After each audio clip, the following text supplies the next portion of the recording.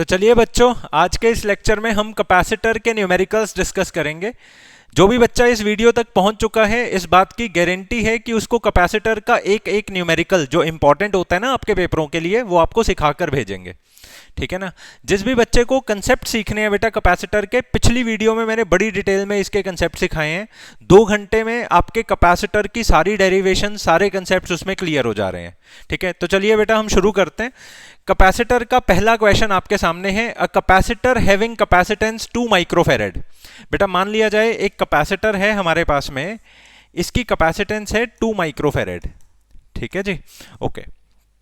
इस charged bye a battery having potential 100 volt. इस capacitor को हमने चार्ज किया एक बैटरी के साथ में, जिस बैटरी का पोटेंशियल जो है वो 100 वोल्ट है। Another uncharged capacitor. ठीक है, अब ये तो एक कैपेसिटर की बात हो गई। अब क्वेश्चन हमें कहता है कि एक दूसरा अनचार्ज्ड कैपेसिटर है। ठीक है जी, अनचार्ज्ड वाला ये हमने कैपेसिटर बना दिया। ठीक है, हैविंग कैपेसिटेंस 4 माइक्रोफेरेड। इस वाले कैपेसिटर की कैपेसिटेंस है 4 माइक्रोफेरेड। ठीक है बेटा, मान लिया जाए इसकी कैपेसिटेंस को हमने C1 मान लिया और इसकी कैपेसिटेंस को हमने C2 मान लिया। ठीक है, is connected with a previous capacitor after disconnecting from the battery. जब बेटा हमने इस प्रीवियस वाले कैपेसिटर को बैटरी से डिस्कनेक्ट कर दिया, उसके बाद हमने इस कैपेसिटर को इस कैपेसिटर के साथ में क्या कर दिया, अटैच कर दिया। ठीक है, फाइंड द कॉमन पोटेंशियल, ठीक है, एंड लॉस ऑफ एनर्जी। बेटा मैंने बहुत अच्छे से ये चीज आपको कंसेप्ट वाली वीडियो में समझाई हुई है कि जब भी कभी भी हम 2 कैपेसिटर्स को आपस में अटैच करते हैं तो दोनों कैपेसिटर के अंदर चार्जेस फ्लो किया करते हैं। ठीक है जी, चार्जेस हमेशा तब तक ही फ्लो करते हैं जब तक दोनों के दोनों कैपेसिटर्स का पोटेंशियल सेम नहीं हो जाता। तो उन्होंने सबसे पहला सवाल हमसे जो पूछा है वो यही पूछा है कि जब हमने इन दोनों कैपेसिटर्स को अटैच कर दिया, अटैच करने के बाद में बताइए कि दोनों कैपेसिटर्स का कॉमन पोटेंशियल कितना हो जाएगा। ठीक है जी, अब बेटा कॉमन पोटेंशियल का जो हमारे पास में फॉर्मूला होता है, नॉर्मल पोटेंशियल का जो फॉर्मूला होता है वो होता है चार्ज अपॉन कैपेसिटेंस। ठीक है जी, Q का फॉर्मूला होता है CV एंड पोटेंशियल का फॉर्मूला होता है चार्ज अपॉन कैपेसिटेंस। ठीक है जी, अगर हमने पोटेंशियल निकालना है कॉमन पोटेंशियल, ठीक है जी, कॉमन पोटेंशियल का क्या मतलब है, दोनों कैपेसिटर्स का इकट्ठा पोटेंशियल। तो बेटा यहां पर जो चार्ज आएगा वो टोटल चार्ज आएगा दोनों कैपेसिटर्स का, डिवाइडेड बाय यहां पर जो कैपेसिटेंस आएगी वो टोटल कैपेसिटेंस आएगी। ठीक है जी, वो टोटल कैपेसिटेंस आएगी दोनों के दोनों कैपेसिटर्स की। ठीक है जी, अब मान लिया जाए इस वाले कैपेसिटर का जो चार्ज है वो Q1 है और इस वाले कैपेसिटर का जो चार्ज है वो Q2 है। तो कॉमन पोटेंशियल जो हमने लिखना है वो कितना होगा, Q1 plus Q2 divided by, मान लिया जाए इस वाले कैपेसिटर की जो कैपेसिटेंस है वो C1 है, इसकी जो कैपेसिटेंस है वो C2 है, तो टोटल कैपेसिटेंस हम इसकी कितनी लिखेंगे, C1 प्लस C2। ठीक है जी, अब यहां पर कुछ बच्चे मिस्टेक ये करते हैं, वो लोग C1 प्लस C2 नहीं लगाते, वो इसको सीरीज मान लेते हैं। बेटा ऐसा नहीं करना, यहां पर चार्ज ट्रांसफर हो रहा है, यहां पर हम इक्विवेलेंट कैपेसिटेंस नहीं इसकी निकाल रहे, तो टोटल कैपेसिटेंस आपको बस दोनों कैपेसिटर्स की ऐड करके इसमें भर देनी है। ठीक है जी, इसमें मैंने कोई कॉम्बिनेशन या मतलब सीरीज या पैरेलल वाला काम नहीं इसमें करना चाहा, मैंने सिर्फ दोनों कैपेसिटर्स को अटैच करना चाहा है सो दैट इनका पोटेंशियल क्या हो जाए, कॉमन हो जाए। ठीक है, ये मिस्टेक है जो बच्चे करते हैं, इसलिए ये मिस्टेक के बारे में मैंने आपको पहले ही बता दिया। ठीक है, ओके। अब Q1 का चार्ज कितना होगा, बेटा चार्ज का तो फॉर्मूला इसका क्लियर है, जितनी इसकी कैपेसिटेंस है एंड जितना इसने अपने पास में पोटेंशियल रखा है। ठीक है जी, अब जब ये कैपेसिटर C1 वाला कैपेसिटर अकेला था तब ये किस वोल्टेज के साथ में अटैच था, तब ये 100 वोल्ट के साथ में अटैच था। ठीक है जी, तो Q1 कितना होगा, C1 इंटू V1। ठीक है, एंड Q2 कितना होगा बेटा, C2 इंटू V2। तो आप Q1 की जगह पे यहां पर क्या भरेंगे, C1 into V1 plus C2 into V2 divided by C1 plus C2। ये होता है हमारा कॉमन पोटेंशियल का फॉर्मूला। ठीक है, वैसे तो मैंने पहले भी डिराइव करवाया था पर अभी मैंने आपको बता दिया। तो कॉमन पोटेंशियल हमारी यहां पर कितनी आ रही है, C1 V1 plus C2 V2 divided by C1 plus C2। ठीक है जी, अब आप यहां पर ये चीज देखें कि हमारा एक कैपेसिटर तो 100 वोल्ट के साथ अटैच्ड है, तो इसका मतलब ये है कि हमारा V1 वाला जो पोटेंशियल है वो तो है 100 वोल्ट। ठीक है जी, एंड C1 वाली जो हमारी कैपेसिटेंस है वो तो है 2 माइक्रोफेरेड। ठीक है। अब दूसरे वाला कैपेसिटर हमारा किसी के भी साथ में अटैच्ड नहीं है, तो इसीलिए हम क्या कहेंगे, दूसरे वाले कैपेसिटर का जो पोटेंशियल है V2 वो 0 है, एंड दूसरे वाले कैपेसिटर की जो कैपेसिटेंस है C2 वो है हमारी 4 माइक्रोफेरेड। ठीक है जी, आई होप सो ये आपको समझ में आ गया। तो कॉमन पोटेंशियल हमारा कितना हो गया, common potential will be C1 into V1, मतलब 2 इंटू 100, ये हमारा बन चुका है 200। ठीक है जी, प्लस C2 इंटू V2। अब बेटा अगर C2 इंटू V2 करते हैं, V2 तो हमारा 0 ही है, तो इसीलिए उसके लिए हमने क्या भर दिया, 0, डिवाइडेड बाय टोटल कैपेसिटेंस कितनी हो गई, 2 microfarad plus 4 microfarad, this will be 6 microfarad. ठीक है जी, तो कॉमन पोटेंशियल यहां पर हमें कितना मिल रहा है। अब एक चीज और यहां पर सोचने वाली है कि यहां पर जो C1 है ना वो 2 माइक्रोफेरेड है। ठीक है जी, तो 2 इंटू 100 तो हमने कर दिया, फर्दर हमें इसको मल्टीप्लाई करना चाहिए 10 की पावर -6 से। ठीक है जी, एंड इसी तरह से C1 प्लस C2 जो है वो भी माइक्रोफेरेड्स में है, तो 6 माइक्रोफेरेड को फेरेड में कन्वर्ट करने के लिए हमने इसको किससे मल्टीप्लाई कर दिया, 10 की पावर -6 से। तो हमारा बच्चों कॉमन पोटेंशियल कितना हो गया, 2 इंटू 10 की power -6 plus 2, this will be -4 divided by 6 into 10 की पावर -6, दिस इज ऑल। ठीक है, 3 1 जा मतलब 2 1 जा 2 3 जा, दिस विल बी 1/3 इंटू 10 की पावर -4 प्लस 6, ये बन गया 1/3 इंटू 10 की पावर 2। ठीक है जी, तो एक तरह से 100 डिवाइडेड बाय 3। ठीक है, तो हमारे पास में इसकी जो कॉमन पोटेंशियल आ रही है वो 100 डिवाइडेड बाय 3 आ रही है। अगर हम इसको सॉल्व करते हैं, दिस इज अप्रोक्सीमेटली 33 वोल्ट्स। तो इसका मतलब यह है कि एक 2 माइक्रोफेरेड का कैपेसिटर और एक 4 माइक्रोफेरेड के कैपेसिटर को जब हम आपस में जोड़ेंगे, जिसमें पहले हमने इसको कितना वोल्टेज दिया है 100 वोल्ट का, और इसको हमने कोई भी वोल्टेज नहीं दिया, तो इनका जो कॉमन पोटेंशियल है बच्चों वो 33 वोल्ट्स आ जाएगा। ठीक है जी, अब दूसरा पार्ट है हमारे क्वेश्चन का, इसमें हमने लॉस ऑफ एनर्जी निकालना है। ठीक है, अब बेटा लॉस ऑफ एनर्जी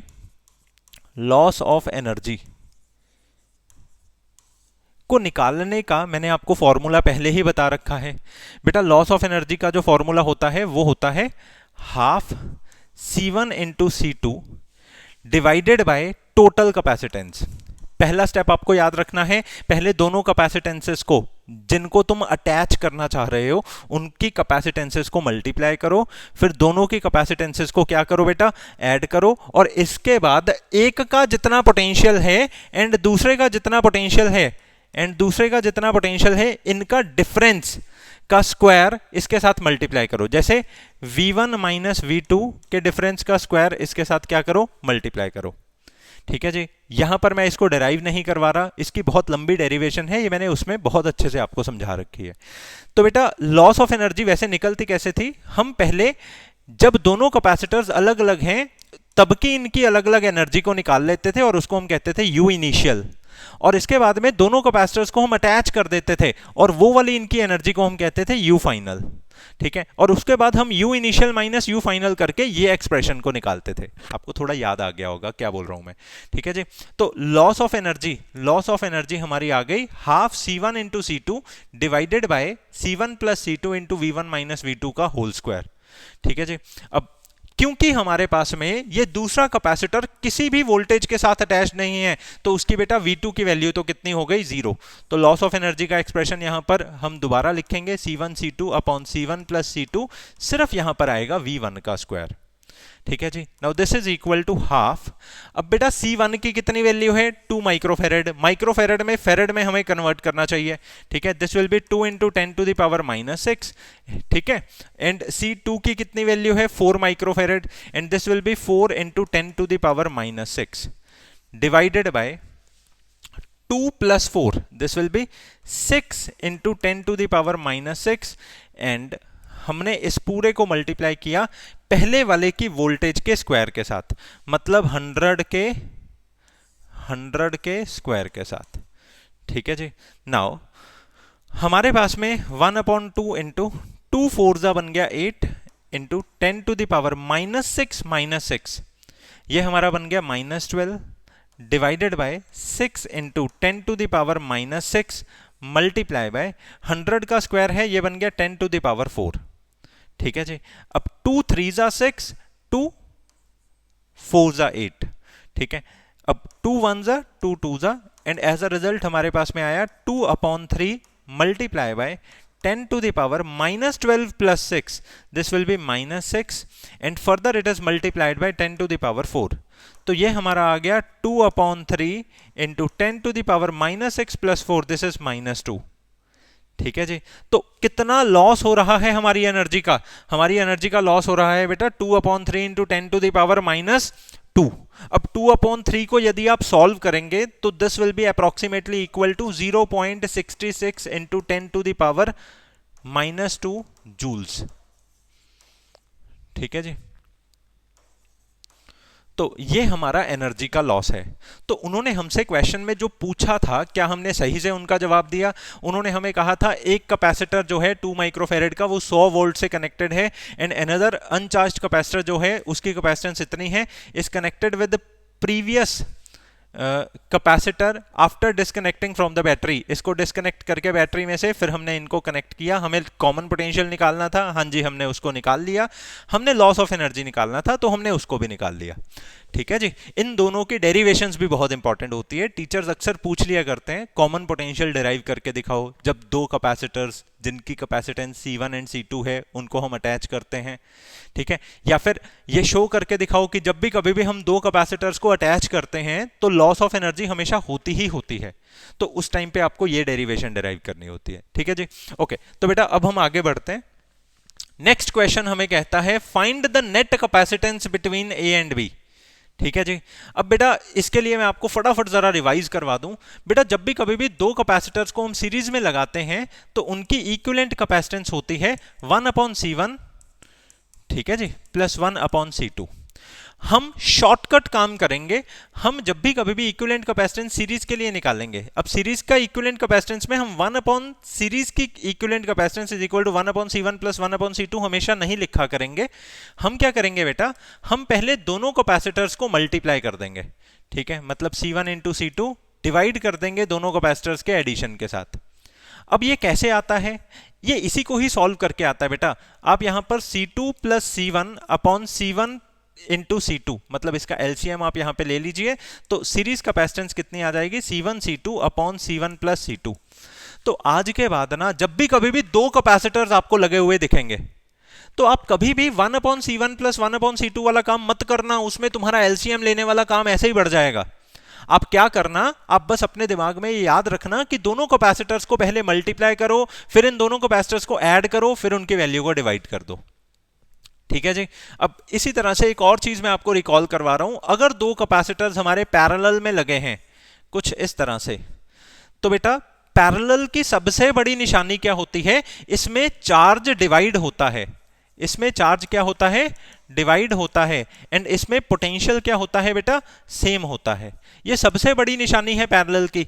तुम्हें किसी भी न्यूमेरिकल में अगर ऐसा दिखे कि पीछे से चार्ज आया और वो चार्ज दोनों कैपेसिटर्स में स्प्लिट हो गया, मतलब डिवाइड हो गया, तो आप समझ लेना वो दोनों कैपेसिटर्स किस में लगे हैं? पैरेलल में लगे हैं। ये निशानी है पैरेलल की।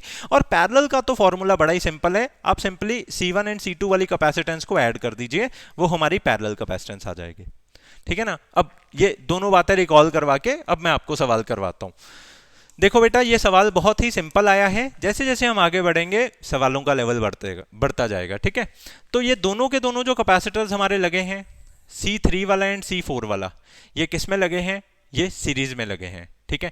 क्योंकि आप देख सकते हो जो भी चार्ज इस C3 में से गुजरा, same to same charge C4 में से भी गुजरा, तो चार्ज हमारा डिवाइड नहीं हुआ। तो इसीलिए दोनों किस में लगे हैं? सीरीज में लगे हैं। ठीक है जी। तो पहली बात हमने क्या लिखी? C3 and C4 are in series. तो बेटा C34 मतलब इन दोनों की इक्विवेलेंट कैपेसिटेंस को मैं लिख रहा हूं C34। ये कितनी हो जाएगी? अगर दो कैपेसिटर्स बेटा सीरीज में लगे हों तो इक्विवेलेंट कैपेसिटेंस क्या होती है? पहले इन दोनों को मल्टीप्लाई करो, जैसे मैंने वहां बताया 2 4 जा 8, फिर इन दोनों को डिवाइड करो, मतलब ऐड करके डिवाइड करो। 2 + 4 = 6, तो ये हमारे पास में आ गया 4/3। समझ गए? तो अब आपको क्लियर हो गया कि ये सर्किट जो है ये कुछ ऐसा दिखेगा। ये है C1 वाला 2 माइक्रोफेरेड का, ठीक है जी, और ये वाला जो है ये है C2 वाला कैपेसिटर 4 माइक्रोफेरेड का, ठीक है। और इन दोनों का इक्विवेलेंट कैपेसिटर जो है हमारा वो है C34, ये है 4/3 माइक्रोफेरेड का, ठीक है जी। इस तरह से ये A है और ये B है। अब आप देखिए जो भी चार्ज यहां से आ रहा है उनमें से कुछ हिस्सा इधर जाएगा और कुछ हिस्सा इधर जाएगा, मतलब C34 एंड C2 डिवाइड कर रहा है चार्ज को, ठीक है जी। तो हमने यहां पर क्या लिखा, C34 and C2 are in parallel, ठीक है। तो C342 मतलब C34 एंड 2 की इक्विवेलेंट कैपेसिटेंस कितनी हो जाएगी, ये हो जाएगी बेटा 4/3 + 4, ठीक है। तो ये बन जाएगी हमारी एलसीएम लेने के बाद 3 + 4 + 4 3 = 12, ठीक है। तो 12 + 4 is 16 डिवाइडेड बाय 3। तो इन दोनों की जो इक्विवेलेंट कैपेसिटेंस है वो हमारी बन जाएगी 16/3, ठीक है जी। अब आप देखिए अब हमारा सर्किट कैसा बन गया। इसमें एक कैपेसिटर है हमारा C1 जो कि है 2 माइक्रोफेरेड के बराबर, एंड इन दोनों का जो इक्विवेलेंट कैपेसिटेंस है यह है हमारा C342, यह है हमारा 16/3 माइक्रोफेरेड का, 16/3 माइक्रोफेरेड का। एंड अब हम इसकी इक्विवेलेंट कैपेसिटेंस निकाल सकते हैं A एंड B के अक्रॉस। तो C इक्विवेलेंट हमारी अब टोटल कितनी बनेगी, देखो ये और ये किस में लगे हैं बेटा, सीरीज में लगे हैं। फिर दोबारा हम दो कैपेसिटर्स का वो फॉर्मूला लगाएंगे। C इक्विवेलेंट क्या होगा, पहले दोनों को मल्टीप्लाई करो, मतलब 2 × 16/3, फिर इन दोनों को ऐड करो, मतलब 2 + 16/3, ठीक है जी। अब 16 2 हमारा बन चुका है 32 डिवाइडेड बाय 3 डिवाइडेड बाय 3 2 6 + 16/3, 3 से कट गया हमारा 3। Now this is equal to 32/16 + 6, this is 22। तो इसकी जब हमने कटिंग की 11 आ गया एंड ये 16 आ गया, तो हमारा फाइनली आंसर आ गया 16/11। तो उन्होंने हमसे क्या पूछा था कि ये पूरे के पूरे नेटवर्क का इक्विवेलेंट कैपेसिटेंस कितना है, तो हमने जवाब दिया पूरे के पूरे कैपेसिटर को मैं छोटा छोटा छोटा करता गया। पहले ये दोनों सीरीज में मिले, इन दोनों का काम किया, फिर ये दोनों सीरीज में मिलने के बाद इसके साथ ये पैरेलल में मिले, इन दोनों का काम किया, फिर ये वाली चीज और ये वाली चीज हमारे को सीरीज में मिली, इन दोनों का काम किया। तो इक्विवेलेंट कैपेसिटेंस हमारे पास नेट आ चुकी है 16/12, ठीक है। अब सारे के सारे जो कैपेसिटर्स थे वो माइक्रोफेरेड में थे, तो ये भी किस में ही आई है, माइक्रोफेरेड में ही आई है। मेरी बात आपको समझ में आ गई होगी, ठीक है जी। तो 16/11 यदि हम इसको सॉल्व करना चाहें, ठीक है जी, ये 16/11 को अगर आप फर्दर सॉल्व करना चाहो, this will be approximately equal to, अब 1 से तो ये पूरा का पूरा जाएगा 1.4 माइक्रोफेरेड, ठीक है। वैसे आपको जरूरत नहीं है, आप इसको यहीं पे छोड़ सकते हो, ठीक है जी। चलिए हम अगले क्वेश्चन पे मूव करते हैं। बेटा अगले क्वेश्चन की पिक्चर तो बड़ी आसान है, पर थोड़ा सा कहानी में ट्विस्ट है। ट्विस्ट ये है, वो हमसे कह रहे हैं कि पता करके बताओ इस कैपेसिटर ने और इस कैपेसिटर ने कितना चार्ज स्टोर किया है अपने में, ठीक है जी। Find the charge on each capacitor, ये हमें इसमें पता करके दिखाना है। बच्चों आपको चार्ज का फॉर्मूला बहुत अच्छे से याद है। चार्ज का क्या फॉर्मूला है, Q = C × V। तो आप चार्ज तो इसका तभी निकाल सकते हैं ना, आपको पहले तो ये पता होना चाहिए कि पीछे बैटरी ने कितना चार्ज दिया है टोटल, ठीक है जी। तो let Q is charge given by battery, given by battery, ठीक है। तो ये हम पता कर लेंगे। अब दूसरा सबक आपको मेरा ये याद रखना है, क्योंकि ये दोनों कैपेसिटर सीरीज में लगे हैं, सीरीज में लगे हुए कैपेसिटर की कैपेसिटेंस भले कुछ भी हो, उनके ऊपर से पास होने वाला चार्ज हमेशा सेम होता है, ठीक है जी। तो इसी कंसेप्ट को चेक करने के लिए टीचर ये क्वेश्चन आपसे पूछ चुके हैं, PYQs हैं सारे, ठीक है जी। ओके, तो चार्ज हम कैसे निकालेंगे, पहले हमें कैपेसिटेंस निकालनी है, ठीक है। इन दोनों की इक्विवेलेंट कैपेसिटेंस कितनी है, C इक्विवेलेंट है बच्चों हमारी, दोनों सीरीज में है, तो 10 को पहले हम मल्टीप्लाई करेंगे 15 के साथ एंड डिवाइड करेंगे 10 + 15, दिस इज 25। तो हियर वी हैव गॉट 150/25, ठीक है जी। नाउ 25 1 जा 25 6 जा, तो हमारी इक्विवेलेंट कैपेसिटेंस इसमें निकल रही है 6 माइक्रोफेरेड, ठीक है जी। तो चार्ज का क्या फॉर्मूला होता है, चार्ज का फॉर्मूला होता है C × V। तो कैपेसिटेंस कितनी है, टोटल कितनी कैपेसिटेंस डिमांड कर रही है चार्ज, 6 माइक्रोफेरेड की कैपेसिटेंस डिमांड कर रही है चार्ज, ठीक है जी। एंड पोटेंशियल कितना है, पोटेंशियल है 100 वोल्ट, ठीक है। तो अब बेटा इसमें आपके पास में चॉइस है, आप चाहो तो माइक्रोफेरेड को फेरेड में कन्वर्ट कर भी सकते हो, आप चाहो तो ना भी कर सकते हो, क्योंकि अगर आप फेरेड में इसको कन्वर्ट कर दोगे तो जो चार्ज आपको मिलेगा वो कूलम में मिलेगा, अगर आप नहीं करोगे तो वो माइक्रो कूलम में मिलेगा, बस इतना अंतर है, ठीक है जी। तो मैंने यहां पर इसको कर ही दिया, 6 इंटू 10 की पावर -6 मल्टीप्लाई बाय 10 की power 2। Now here we have got 6 into 10 की पावर -4। अब मैंने कर दिया था ना इसको फेरेड में कन्वर्ट, तो फेरेड एंड वोल्ट स्टैंडर्ड यूनिट है, तो चार्ज का भी कौन सा आएगा, स्टैंडर्ड यूनिट, ठीक है। तो 6 इंटू 10 की पावर -4 कूलम्स, इतना चार्ज हमारी इस बैटरी से निकलेगा इन दोनों कैपेसिटर्स की इक्विवेलेंट कैपेसिटेंस को फुलफिल करने के लिए, एंड वो दोनों के दोनों कैपेसिटर्स को इक्वल चार्ज मिलेगा, कितना मिलेगा, 6 इंटू 10 की पावर -4 कूलम का इक्वल चार्ज मिलेगा, ठीक है जी। ओके, तो एक चीज इसमें हम और निकाल लेते हैं बेटा, चार्ज भले ही दोनों कैपेसिटर्स का सेम है, परंतु वोल्टेज तो दोनों कैपेसिटर्स की डिफरेंट होएगी ना, ठीक है जी। तो अगर हमसे कोई पूछे कि C1 के हिस्से में कितनी वोल्टेज आ रही है एंड C2 के हिस्से में कितनी वोल्टेज आ रही है, वो जरा पता करके बताओ, ठीक है जी। ओके, तो बेटा यहां पर हम देखेंगे वोल्टेज का फॉर्मूला होता है Q/C, ठीक है जी। तो C1 के हिस्से में कितनी वोल्टेज आ रही है, मतलब V1 अगर मेरे को निकालनी है, तो इसने कितना चार्ज लिया है, इसने चार्ज लिया है 6 इंटू 10 की पावर -4, ठीक है जी। एक काम करते हैं, यहां पर मैंने चार्ज को माइक्रोफेरेड को फेरेड में कन्वर्ट कर दिया था, तो हमारे पास में ये चार्ज जो आया है कूलम में आया है, ठीक है जी। ओके, तो अगर मैंने पहले वाले चार्ज की वोल्टेज निकालनी है तो वो मेरी कितनी आई है, वहां पर मैंने चार्ज के लिए भरा 6 इंटू 10 की पावर -4, एंड इसकी अब मैं जो कैपेसिटेंस भी भरूंगा ना बच्चों, वो किस में ही भरूंगा, वो मैं कैपेसिटेंस भी इसकी फेरेड में ही भरूंगा, क्योंकि ऊपर मैंने स्टैंडर्ड यूनिट यूज किया, तो नीचे भी मेरे को किस में ही यूज करना पड़ेगा, स्टैंडर्ड में ही यूज करना पड़ेगा, ठीक है ना। तो चार्ज मैंने इतना कूलम में लिया, एंड कैपेसिटेंस पहले वाले की कितनी है, 10 माइक्रोफेरेड, मतलब 10 इंटू 10 की पावर -6, ठीक है जी, फेरेड। अब आपका ये 6/10 ऐसे रह गया, मल्टीप्लाई बाय ये ऊपर गया 10 की पावर 6 -4, दिस इज 10 की पावर 6 -4, ये बन गया 6/10 इंटू 10 की पावर 2, तो 0 से हमारा एक 0 कैंसिल हो गया, तो 6 इंटू 10 है 60 वोल्ट्स, ठीक है जी। तो मतलब 100 वोल्ट में से अकेला ये वाला ही कैपेसिटर कितना वोल्टेज यूज कर रहा है, 60 वोल्ट यूज कर रहा है।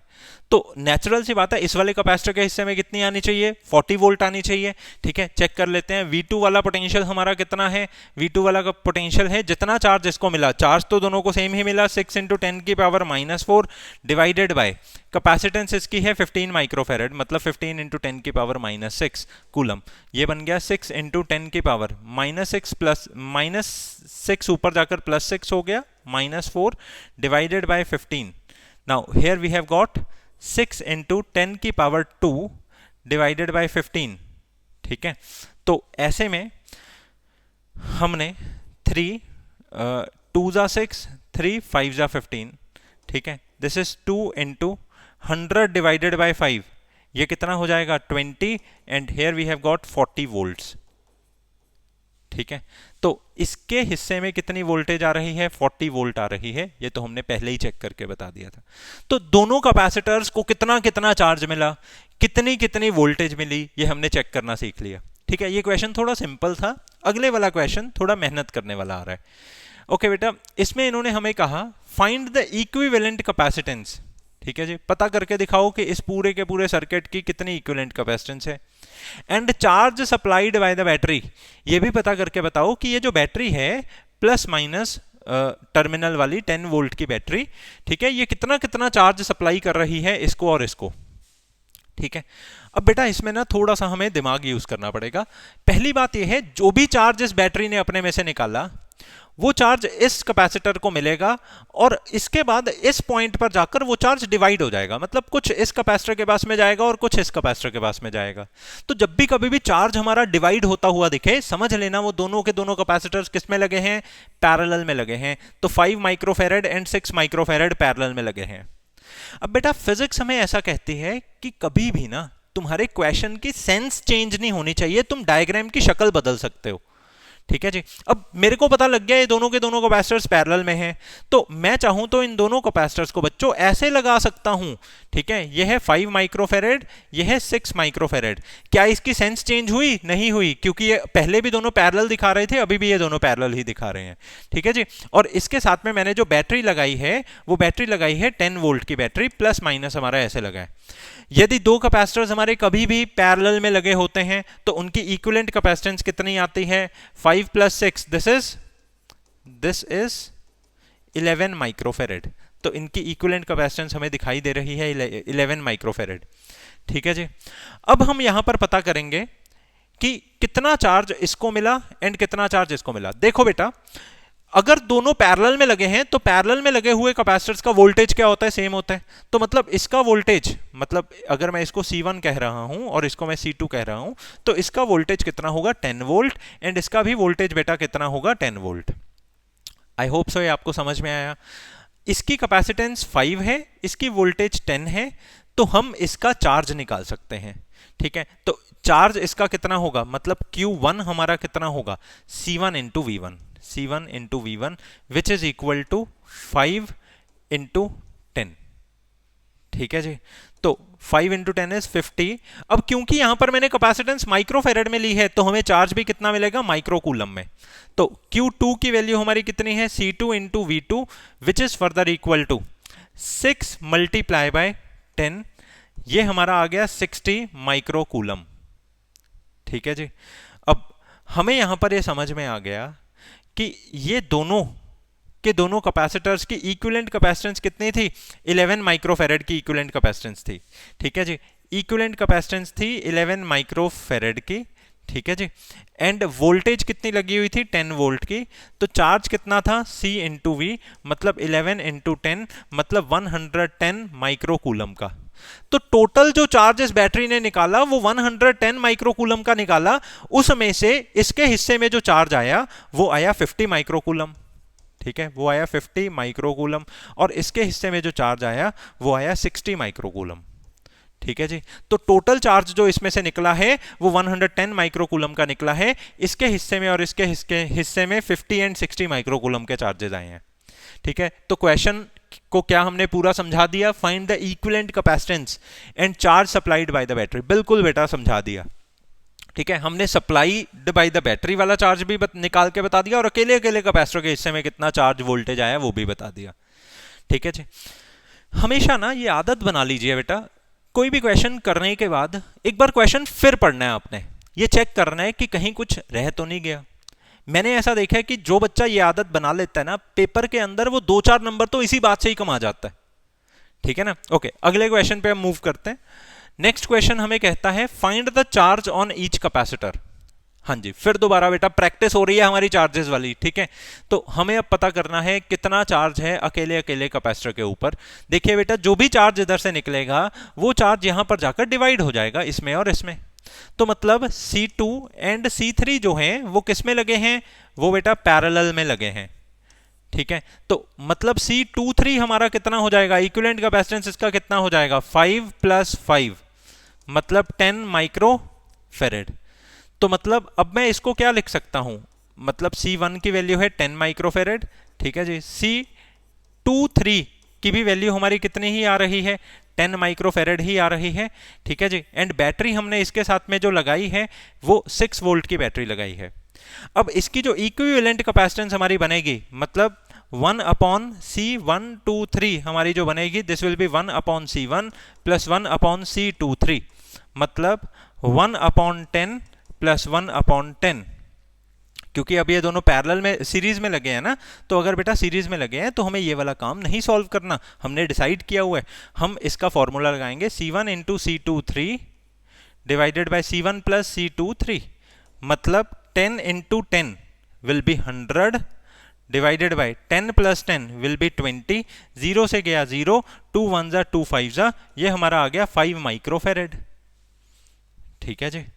तो उन्होंने कहा बताइए कितना चार्ज है। बेटा ये टोटल की टोटल जो कैपेसिटेंस है ना वो 5 माइक्रोफेरेड की है। ठीक है जी, मतलब बैटरी ने पीछे से कितना चार्ज निकाला, तो बैटरी ने टोटल चार्ज जो निकाला है वो चार्ज का फॉर्मूला होता है Q is equal to C into V। ठीक है जी, तो टोटल कैपेसिटेंस कितनी है 5 मल्टीप्लाई बाय कितने वोल्ट की बैटरी लगी है 6, तो मतलब बैटरी ने कितना चार्ज निकाला, बैटरी ने चार्ज निकाला 30 माइक्रो कूलम का, क्योंकि ये जो कैपेसिटेंस है वो माइक्रोफेरेड में है तो उसने चार्ज भी 30 माइक्रो कूलम का ही निकाला है।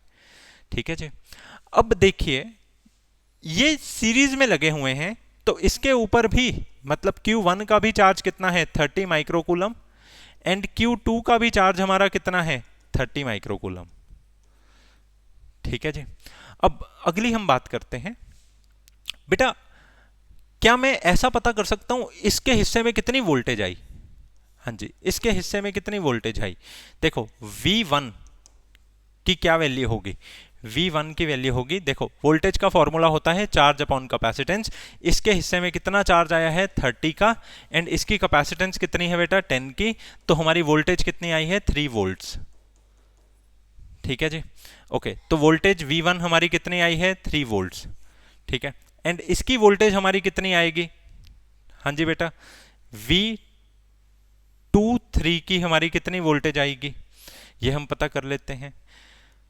देखिए पीछे से 6 वोल्ट की वोल्टेज आ रही है, क्योंकि दोनों की कैपेसिटेंस सेम है तो वोल्टेज इक्वली डिवाइड होगी। याद रखना अगर बराबर के कैपेसिटर हैं, ये भी 10 माइक्रोफेरेड का ये भी 10 माइक्रोफेरेड का, तो वोल्टेज इक्वली डिवाइड होगी। हम चेक भी कर लेते हैं, वोल्टेज का क्या फॉर्मूला है Q अपॉन C, मतलब 30 अपॉन 10, 30 अपॉन 10 विल बी 3, तो मतलब V23 भी हमारी कितनी है 3 वोल्ट्स ही है। ठीक है जी, आप इसकी निशानी भी रख सकते हैं, अगर कैपेसिटेंसेस सेम हैं तो वोल्टेजेस इक्वली डिवाइड होती है, पीछे 6 वोल्ट जो है वो 3 में डिवाइड हो गई। अब अगली बात ये है, एक्चुअली ये C23 जो है वो इन दोनों में बंटा हुआ है, मतलब C2 एंड C3 एक्चुअल में कैसे हैं पैरेलल में हैं, तो मतलब अगर C23 की जो वोल्टेज है वो 3 है तो इसकी भी वोल्टेज कितनी होगी 3 होगी और इसकी भी वोल्टेज कितनी होगी 3 होगी। आई होप सो ये आपको समझ में आ गया। तो अगर बेटा आपको इसकी कैपेसिटेंस पता है और इसकी भी कैपेसिटेंस पता है तो हमारा चार्ज कितना हो जाएगा, चार्ज का क्या फॉर्मूला होता है C इंटू वी, मतलब 5 इंटू 3 15, एंड इसका चार्ज कितना हो जाएगा C इंटू वी, मतलब 5 इंटू 3 15। ठीक है, माइक्रोकूलम माइक्रोकूलम। तो मैं सिर्फ आपको ये बात सिखाना चाहता हूं कि आप वोल्टेज निकाल लो, उसके बाद अगर पैरेलल है तो पैरेलल की तो वोल्टेज सेम होगी। यदि तुम्हें इसकी वोल्टेज और इसकी वोल्टेज पता लग गई, तुम्हें इनकी कैपेसिटेंसेस भी पता है, तो तुम्हें इनका क्या पता लग जाएगा, चार्ज पता लग जाएगा। ठीक है जी, तो find the charge on each capacitor, हमें सारा का सारा पता लग गया, इसके ऊपर कितना चार्ज है, इसके ऊपर कितना चार्ज है। तो C1 के ऊपर बेटा कितना चार्ज हमारा निकला, C1 के ऊपर चार्ज निकला 30 माइक्रोकूलम एंड C2 के ऊपर कितना चार्ज हमारा निकला, C2 के ऊपर 15 माइक्रोकूलम। ठीक है, एंड C3 के ऊपर भी 15 माइक्रोकूलम। ठीक है, थोड़ा ऑब्जर्व कीजिए बेटा इस क्वेश्चन को, क्योंकि ये इक्वल कैपेसिटर्स थे तो वोल्टेज इक्वली डिवाइड हुई, क्योंकि ये इक्वल कैपेसिटर्स थे तो जो पीछे से आने वाला हमारा चार्ज था, मतलब 30 माइक्रोकूलम का जो चार्ज था वो इक्वली डिवाइड हुआ, इसके हिस्से में भी 15 आया और इसके हिस्से में भी 15 आया। ठीक है जी, आई होप सो ये आपको समझ में आ गया। चलिए अगले क्वेश्चन पे हम मूव करते हैं। ये वाला क्वेश्चन का सर्किट आपको थोड़ा कॉम्प्लेक्स दिख रहा है, इसको मैं थोड़ा डिटेल में आपको पढ़ाऊंगा। ठीक है जी, इसके अंदर बेटा कोई चार्ज नहीं निकालना, कॉम्प्लेक्स क्वेश्चंस कॉम्प्लेक्स सर्किट्स के अकेले अकेले चार्ज को हम निकाल तो सकते हैं, पर इतना बड़ा क्वेश्चन कभी पेपर में नहीं आया करता। तो आपको ना मैं होमवर्क दे रहा हूं, इस क्वेश्चन का जो चार्ज है वो आपको खुद से कैलकुलेट करना है। ठीक है जी, कमेंट सेक्शन में आप इसका आंसर लिखिएगा। ठीक है, मैं चेक करूंगा अकेले अकेले बच्चे का। ठीक है, जो भी बच्चा आंसर देगा तो मेरे को उस चीज़ की बड़ी खुशी होगी कि उसने यहाँ तक सुना और क्वेश्चन को सीरियसली लेके उसको सॉल्व भी किया। ठीक है जी, तो बेटा इसका चार्ज आप खुद से निकालिएगा। चार्ज निकालने का तरीका मैंने आपको बता दिया हुआ है। अगर पैरेलल में है तो वोल्टेज सेम मानकर कैपेसिटेंसेस तुम्हें पता होंगी, ऐसे चार्ज निकाल लो। और अगर सीरीज में है तो पीछे से आने वाला चार्ज ही अकेले अकेले कैपेसिटर का चार्ज होगा। ये फंडा है, ठीक है जी। ओके, तो इसकी इक्विवेलेंट कैपेसिटेंस हमें बताई गई है, ठीक है जी। उन्होंने हमें खुद ही बता दिया कि इस पूरे के पूरे सर्किट की जो इक्विवेलेंट कैपेसिटेंस है वो 1 माइक्रोफेरेड है। वो कितनी है? 1 माइक्रोफेरेड है, ठीक है। देखिए इसका मतलब ये है कि ये ए पॉइंट से लेकर ये बी पॉइंट तक, ए पॉइंट से लेकर बेटा ये बी पॉइंट तक, ये जो भी कुछ लगा है इसकी इक्विवेलेंट कैपेसिटेंस जो है वो 1 माइक्रोफेरेड है, ठीक है। अब जरा चेक करते हैं, ये दोनों के दोनों जो कैपेसिटर्स हैं ये किस में लगे हैं? ये सीरीज में लगे हैं। मतलब चेक करते रहो, C5 एंड C7 किस में लगे हैं? सीरीज में। तो C5 and C7 are in series. तो मैं C57 इसमें क्या लिख सकता हूं? तो कभी भी सीरीज वाले कैपेसिटर्स की बात करनी है तो बड़ी सिंपल है, मल्टीप्लाई करो एंड ऐड करो एंड डिवाइड करो। मतलब 6 इंटू 12 इज 48, ठीक है जी। 6 प्लस 12 इज 18, ठीक है। एक सेकेंड, सॉरी। तो ये 6 into 12, 10 6 this is 72 divided by 6 plus 12 is 18, ठीक है जी, माइक्रोफेरेड। ये है हमारी इन दोनों की इक्विवेलेंट कैपेसिटेंस, ठीक है। अब देखिए बेटा, जो भी हमारा चार्ज आ रहा है वो इसके ऊपर अलग जा रहा है एंड इसके इस साइड अलग आ रहा है। मतलब C6 एंड ये दोनों किस में है? पैरेलल में है, ठीक है। तो C6 and C57 are in parallel, ठीक है। तो अगर बेटा ये पैरेलल में है तो C5 6 7 मतलब इन तीनों की इक्विवेलेंट कैपेसिटेंस कितनी निकलेगी? इसकी कैपेसिटेंस है 4 प्लस इन दोनों की कैपेसिटेंस है 72/18, ठीक है जी। हम इसकी कैंसिलिंग कर देते हैं, this comes out to be 9 and 2 3 6 2 6 9 1 9 4 तो ये आ गई हमारी 4 + 4 8 माइक्रोफेरेड। तो इस पूरे के पूरे डिब्बे की जो इक्विवेलेंट कैपेसिटेंस है वो हमें मिल रही है 8 माइक्रोफेरेड, ठीक है जी।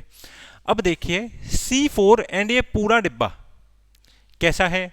सीरीज में है, ठीक है। तो अभी मैं ना इसका सर्किट थोड़ा आपको बनाकर दिखा देता हूं। ये C बन गया एंड ये है हमारा C4 एंड ये है हमारा C5 6 7, ठीक है जी। C4 की वैल्यू हमारी कितनी थी? 1 एंड C5 6 7 की हमारी कितनी वैल्यू है? 5 6 7 की वैल्यू है 8 माइक्रोफेरेड, ठीक है। ये है 1 माइक्रोफेरेड एंड यहां पर अगर हम देखें, नाउ दिस इज 8 माइक्रोफेरेड, ठीक है। और इसका नाम हमने रखा हुआ है C1, ठीक है। अब देखो ये दोनों किस में लगे हुए हैं? साफ साफ दिख रहा है ये दोनों पैरेलल में लगे हुए हैं।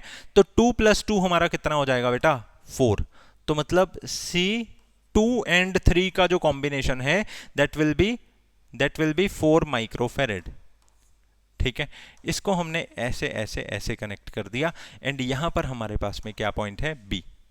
अब आप देखिए बेटा, ये दोनों किस में आपको दिख रहे हैं? ये दोनों आपको दिख रहे हैं सीरीज में और ये दोनों हमें दिख रहे हैं सीरीज में। तो इसकी इक्विवेलेंट कैपेसिटेंस हमारी कितनी बनेगी? मतलब C1 5 6 7 हमें कितनी मिलेगी? कभी भी सीरीज में हो तो मल्टीप्लाई कर दो, मतलब 1 × 8 इज 8 डिवाइडेड बाय 1 + 8 इज 9, ठीक है जी, माइक्रोफेरेड, ठीक है। अब इसी तरह से इसकी कितनी इक्विवेलेंट कैपेसिटेंस है? एक सेकेंड, दिस इज C4 5 6 7, 1 नहीं लिखना चाहिए था ना। तो ये हमारा बन गया C1 2 3, ठीक है। ये कितना हमारे मिलेगा? ये भी सीरीज में ही है, सीरीज में है तो 8 × 4 32 divided by 8 + 4 is 12 microfarad.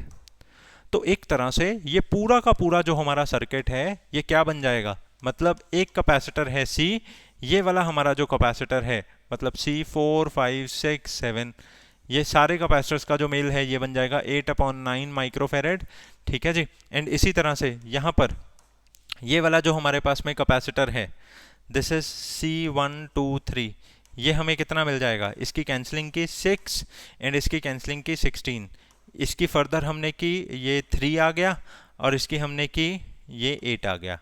Now this is 8/3, yes this is 8/3। तो इसको हमने ऐसे कनेक्ट किया हुआ है। अब जरा आप देखिए बेटा, ये वाला और ये वाला आपस में कैसे हैं, पैरेलल हैं, ठीक है जी। तो मतलब कुल मिलाकर मैं आपको बताऊं तो C 1 2 3 4 5 6 7, ठीक है, कितना सही लग रहा है देखने में, ठीक है। तो आप इसको C इक्विवेलेंट भी लिख सकते हैं, तो आप इसको पूरा भी लिख सकते हैं, ठीक है। तो ये हमारा जो है ये कितना आएगा, ये दोनों किस में लगे हैं बेटा, पैरेलल में। पैरेलल में हमारा ये क्या हो जाएगा, 8/9 प्लस 8/3, ठीक है जी। हम चाहें तो 8 को कॉमन ले सकते हैं।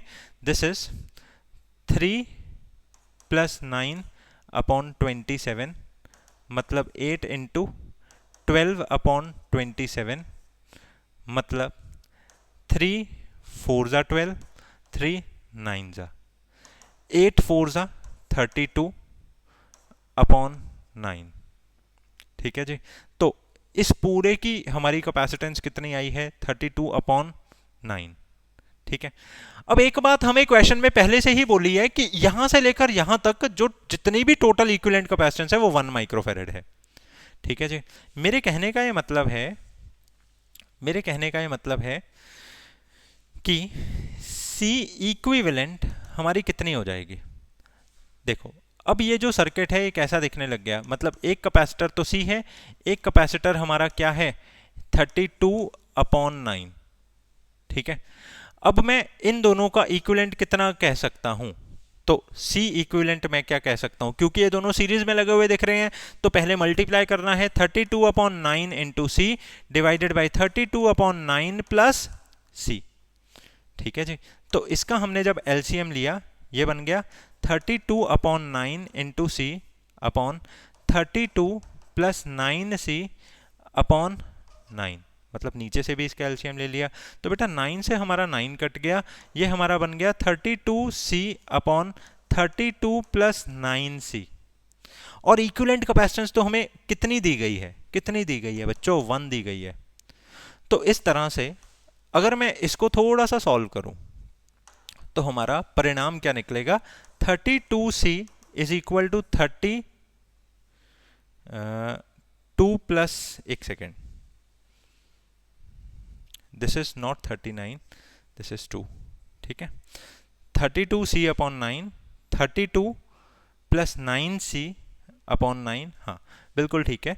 तो ये 1 से जब मल्टीप्लाई हुआ 32 प्लस 9C, तो 32 माइनस 9C किसके बराबर आया बेटा, 32 के बराबर आया। 32C माइनस 9C हमारा इसके बराबर आया, ठीक है जी। तो ये हमारा कितना आ जाएगा, ये हमारा आ जाएगा 23C इज इक्वल टू 32, तो C की वैल्यू आ जाएगी 32/23। तो हमारी बेटा इसकी इक्विवेलेंट कैपेसिटेंस जो आ रही है वो 32/23 आ रही है। यू कैन सी कि इसकी इक्विवेलेंट कैपेसिटेंस बिल्कुल भी मुश्किल नहीं थी, सिर्फ और सिर्फ हमें ज्ञान होना चाहिए इस बात का बेटा हमें ज्ञान होना चाहिए कि कौन सीरीज में और कौन पैरेलल में है। टीचर अगर ऐसा क्वेश्चन डालते हैं तो सिर्फ बच्चों की टेस्टिंग करने के लिए डालते हैं, क्या उनको सीरीज एंड पैरेलल का प्रॉपर से ज्ञान है, ठीक है जी। तो हमारी इक्विवेलेंट कैपेसिटेंस ये आ गई।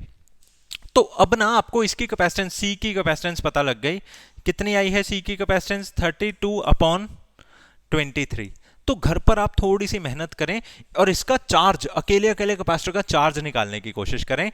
अब मैं आपको क्वेश्चन कंप्लीट कर देता हूं। मान लो इस पूरे के साथ में हमने जो बैटरी लगाई है वो 100 वोल्ट की लगाई है, ठीक है जी। अगर हमने इस पूरे के साथ में 100 वोल्ट की बैटरी लगाई है तो बताइए कितना चार्ज आएगा सबके ऊपर, ठीक है जी। ऐसे का क्वेश्चन आप करेंगे तो आप यकीन मानिए स्कूल में आने वाले क्वेश्चंस तो आप ऐसे ही उड़ा देंगे, क्योंकि इतना टफ कोई टीचर डालेगा नहीं, ठीक है। जो भी वो डालेगा आपका दिमाग इतनी बारी सोच चुका होगा, इस क्वेश्चन को करने के बाद आप उसका कर दोगे।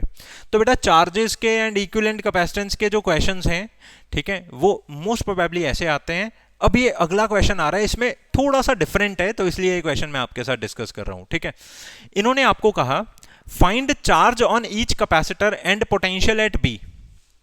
देखिए बेटा यहां पर बी पॉइंट मिसिंग है, ये है बी पॉइंट, ठीक है, वो डायग्राम में थोड़ा सा रह गया, ओके। तो हमसे उन्होंने कहा find charge on each capacitor and potential at B, मतलब हर एक कैपेसिटर के ऊपर बेटा चार्ज निकालो एंड पोटेंशियल निकालो बी के ऊपर।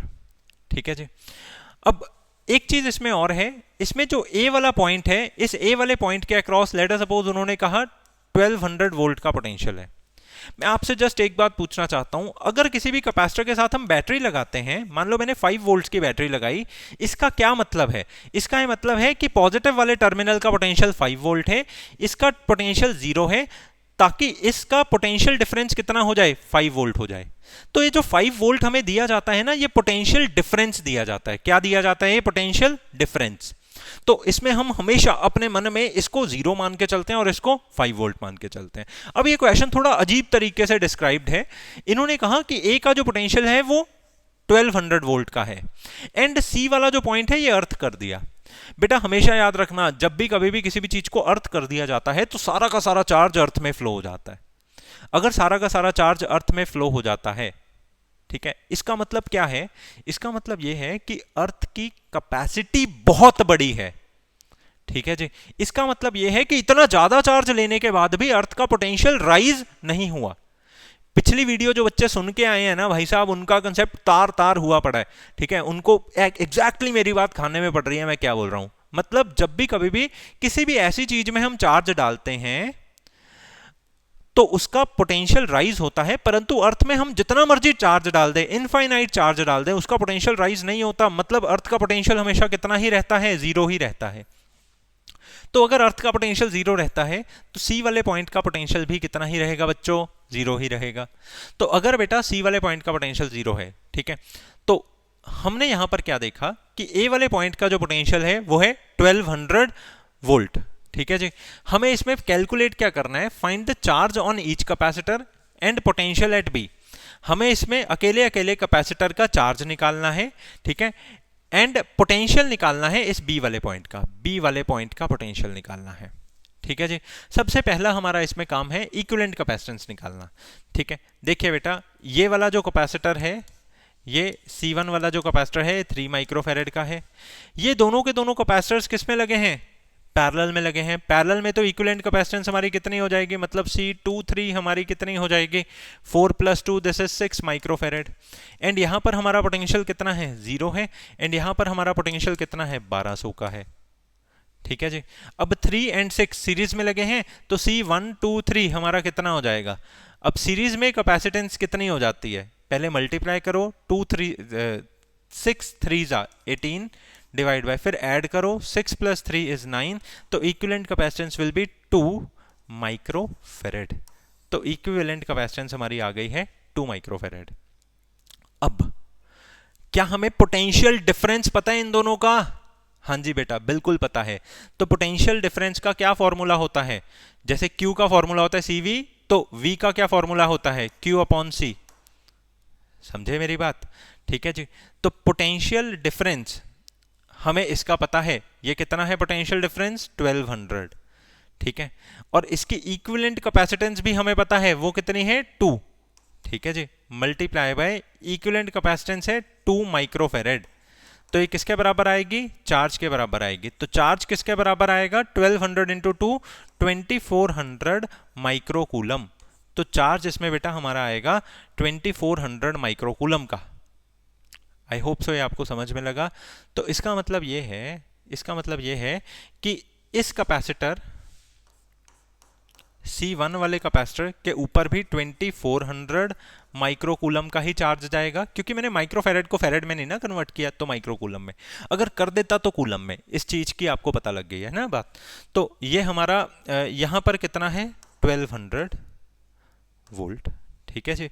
तो इसके ऊपर चार्ज नंबर 1 कितना है? 2400, क्योंकि जितना भी चार्ज इधर से आएगा वो इसको भी उतना ही मिलेगा और इसको भी उतना ही मिलेगा। एंड दूसरे वाले को कितना, मतलब चार्ज 2 3 को कितना मिलेगा बेटा? अगेन 2400 माइक्रोकूलम का ही मिलेगा। ठीक है जी। अब कैपेसिटेंस 2 3 की कितनी है? 6 माइक्रोफैरेड। अब कैपेसिटेंस 1 की कितनी है? 3 माइक्रोफैरेड। ठीक है जी। यहां पर हमारा कितना है? 0 है। अब आप जरा देखिए बेटा, इसका पोटेंशियल कितना होगा, मान लो इसका पोटेंशियल होगा V1। अब पोटेंशियल का क्या फॉर्मूला होता है, Q अपॉन C। तो मतलब 2400 को जब हम 3 से डिवाइड करेंगे तो हमारा कितना आएगा, हमारा आएगा 600 वोल्ट। तो मतलब 1200 वोल्ट में से 600 वोल्ट इसने ले लिया। ठीक है जी, ओके। तो अब इसके हिस्से में कितना आएगा, एक सेकेंड, ये हमारे पास में पोटेंशियल नंबर 1 हमने निकालना है। पोटेंशियल का फॉर्मूला होता है 2400 अपॉन 3। ठीक है जी, दिस इज दिस इज 800। ठीक है, 800 वोल्ट का है इसका पोटेंशियल। ठीक है, ओके। इसी तरह से अगर मैं इसकी बात करूं, पोटेंशियल एट 23, यस बेटा, पोटेंशियल एट 23, ये कितना आएगा। अगर पीछे से 1200 वोल्ट आ रहा है, इसने 800 वोल्ट संभाल लिया, तो इसके हिस्से में कितना आएगा बेटा, इसके हिस्से में आपका आने जा रहा है 400 वोल्ट। आप निकाल भी सकते हैं चार्ज को कैपेसिटेंस से डिवाइड करके। ठीक है, तो 2400 को जब 6 से करोगे तो 400 ही आएगा। ठीक है, अब आप एक चीज देखो, ये जो 2-3 वाला है, ये देखो, ये 2 और 3 वाला जो हमारे पास में कैपेसिटर है, 2 और 3 वाला जो कैपेसिटर है, ये दोनों पैरेलल में लगे हैं। तो इसका मतलब ये हुआ कि पहला जो कैपेसिटर है C1 जो 3 माइक्रोफेरेड का है, उसके पास में जो चार्ज है वो चार्ज होएगा हमारा 2400 माइक्रोकूलम का, एंड उसके पास में जो पोटेंशियल है वो पोटेंशियल होएगा हमारा 800 वोल्ट का। ठीक है जी, अब अगर मैं दूसरे कैपेसिटर की बात करूं, वो 2 हिस्सों में बट चुका है, वो 2 हिस्सों में बटा हुआ है। ठीक है, कुछ इस तरह से, और इसके पास में कैपेसिटेंस कितनी है, 4 माइक्रोफेरेड की। ठीक है, एंड इसके पास में कैपेसिटेंस कितनी है, 2 माइक्रोफेरेड की। ठीक है जी, एंड चार्ज इसके पास में कितना आएगा वो हम पता करेंगे। ठीक है जी, एंड चार्ज इसके पास में कितना आएगा वो हम पता करेंगे। ठीक है जी, बाय चांस मेरे को ये पता है कि पोटेंशियल इसका और इसका क्या है, सेम, तो मतलब पोटेंशियल इसका कितना है, पोटेंशियल बच्चों इसका है 400। ठीक है जी, और पोटेंशियल इसका कितना है, फिर से 400। ठीक है, तो चार्ज का क्या फॉर्मूला होता है, C इंटू V, मतलब 2 इंटू 400, मतलब 800 वोल्ट। ठीक है जी, एंड चार्ज इसका कितना होता है, फिर से C इंटू V। ठीक है जी, मतलब 4 इंटू 400, मतलब 1600 माइक्रो कूलम का। ठीक है, तो मतलब 1600 माइक्रो कूलम का एंड 800 माइक्रो कूलम का इसका और इसका चार्ज है। ठीक है, तो बेटा हमें यहां पर समझ में आ गया कि पीछे से 2400 आया और यहां पर ये 2400 2 हिस्सों में बट गया, तो हमें यहां पर यही निकालना था, find the charge on each capacitor and potential at B. अब बेटा हमें क्या निकालना है, पोटेंशियल एट पी, मतलब यहां का पोटेंशियल। एक बात आप जरा देखिए कि बेटा यहां पर ए वाला जो पॉइंट है इसका पोटेंशियल 1200 है। ठीक है जी, ये बी वाला जो पॉइंट है, इन्होंने हमें कहा कि यहां से लेकर यहां तक, मतलब ये पहले वाले कैपेसिटर का, मतलब चार्ज का या कैपेसिटर का जो पोटेंशियल डिफरेंस है वो कितना है, वो है 800 वोल्ट। इस बात के ऊपर बहुत गौर देना। ठीक है ना, जब भी कभी भी हम पोटेंशियल निकालते हैं चार्ज अपॉन कैपेसिटेंस करके, वो पोटेंशियल आता है पोटेंशियल डिफरेंस, मतलब 1200 से लेकर बी तक का, मतलब ए से लेकर बी तक का जो पोटेंशियल डिफरेंस है वो 800 है। तो मतलब यहां पर जाकर कितना पोटेंशियल रह जाएगा, यहां पर जाकर बेटा पोटेंशियल रह जाएगा 400 वोल्ट का, एंड वही पोटेंशियल आगे फॉरवर्ड होगा इसका और इसका। मेरी बात समझ गए ना आप। तो उन्होंने आपसे पूछा कि पोटेंशियल एट बी कितना होगा, तो हम कहेंगे पोटेंशियल एट बी होगा 400 वोल्ट। ठीक है जी, as potential difference of A B is 800 volt, मतलब 800 वोल्ट। ठीक है जी, तो इसका मतलब यह है potential at A minus potential at B हमारा कितना है 800। हमें ए का पोटेंशियल ऑलरेडी दिया हुआ है 1200 का, minus potential at B will be equal to 800। तो ये हमारा कितना आ गया, potential at B 1200 minus 800, this is equal to 400 volt. ठीक है जी, आप टीचर को पूरा सेटिस्फाई कर सकते हैं ये बात भी लिख के। ठीक है जी, तो आप एक बात याद रखें, जब भी कभी भी आप ऐसे पोटेंशियल निकालते हैं, वो पोटेंशियल नहीं होता, वो पोटेंशियल डिफरेंस होता है स्टार्टिंग एंड एंडिंग वाले टर्मिनल के बीच। ठीक है जी, ओके। तो अगली बात हम करने जा रहे हैं एडजेसेंट कैपेसिटर्स की। बेटा चार्जेस निकालने वाली बात, पोटेंशियल निकालने वाली बात, ये सारी की सारी आपको बहुत अच्छे से समझ आ गई है। ठीक है, अब टॉपिक थोड़ा हटके है, ठीक है, पर इसके ऊपर भी सवाल बहुत जबरदस्त बनते हैं। ठीक है, एडजेसेंट कैपेसिटर्स। मान लिया जाए बेटा हमारे पास में 4 प्लेट्स हैं। This is plate number 1, plate number 2, plate number 3, plate number 4। ठीक है, हमने प्लेट नंबर 1 को प्लेट नंबर 3 से ऐसे अटैच कर दिया एंड प्लेट नंबर 2 को प्लेट नंबर 4 से इस तरह से अटैच कर दिया। इस पॉइंट का मैंने नाम दे दिया ए और इस पॉइंट का मैंने नाम दे दिया बी। ठीक है जी, जरूर ए एंड बी के अक्रॉस हमने कोई ऐसे बैटरी लगा रखी है, ए एंड बी के अक्रॉस ऐसे कोई बैटरी लगा रखी है जो ए वाले टर्मिनल को चार्ज दे रहा है एंड इसके कारण अपने आप ही ये कैपेसिटर एक बिल्डअप हो रहा है। मतलब अगर ए वाले टर्मिनल को चार्ज मिल रहा है तो मतलब इसके ऊपर कौन सा चार्ज आ रहा है, पॉजिटिव चार्ज आ रहा है। अब सामने वाली प्लेट के ऊपर कौन सा चार्ज ठहरेगा, नेगेटिव चार्ज ठहरेगा। ठीक है, क्योंकि सारा का सारा पॉजिटिव चार्ज तो सामने वाली प्लेट का ये बी ले जाएगा, क्योंकि बी किसके साथ अटैच्ड है, नेगेटिव के साथ अटैच्ड है। ठीक है जी, एंड यहां पर इसका नेगेटिव चार्ज देखकर इसके सामने वाली प्लेट, मतलब ये वाली जो प्लेट है ये ए के साथ में अटैच्ड है, इस ए वाली प्लेट के ऊपर पॉजिटिव चार्ज आ रहा है, इसके सामने वाले प्लेट के ऊपर नेगेटिव चार्ज ठहरेगा एंड सारा पॉजिटिव चार्ज बी के ऊपर ऐसे फ्लो कर जाएगा। तो आप यहां पर एक चीज देख सकते हैं कि ये तो एक कैपेसिटर बन गया। भाई साहब ये भी एक कैपेसिटर है C1, ये भी एक कैपेसिटर है C2, ये भी एक कैपेसिटर है C3। जनरली हमें एक कैपेसिटर बनाने के लिए 2 प्लेट्स लगानी पड़ती थी, यानी कि 3 कैपेसिटर्स लगाने के लिए हमें 6 प्लेट्स का इस्तेमाल करना पड़ता है। और यहां पर एडजेसेंट प्लेट के माध्यम से हमने सिर्फ 4 ही प्लेट से 3 कैपेसिटर्स को तैयार कर दिया। ठीक है जी, अब बहुत कंफ्यूजन होती है बच्चों को ये चीज पता करने में कि सर बताओ ये पैरेलल में लगे हैं या ये सीरीज में लगे हैं। ठीक है, मैं बहुत डिटेल में ये चीज बताऊंगा, घबराओ मत।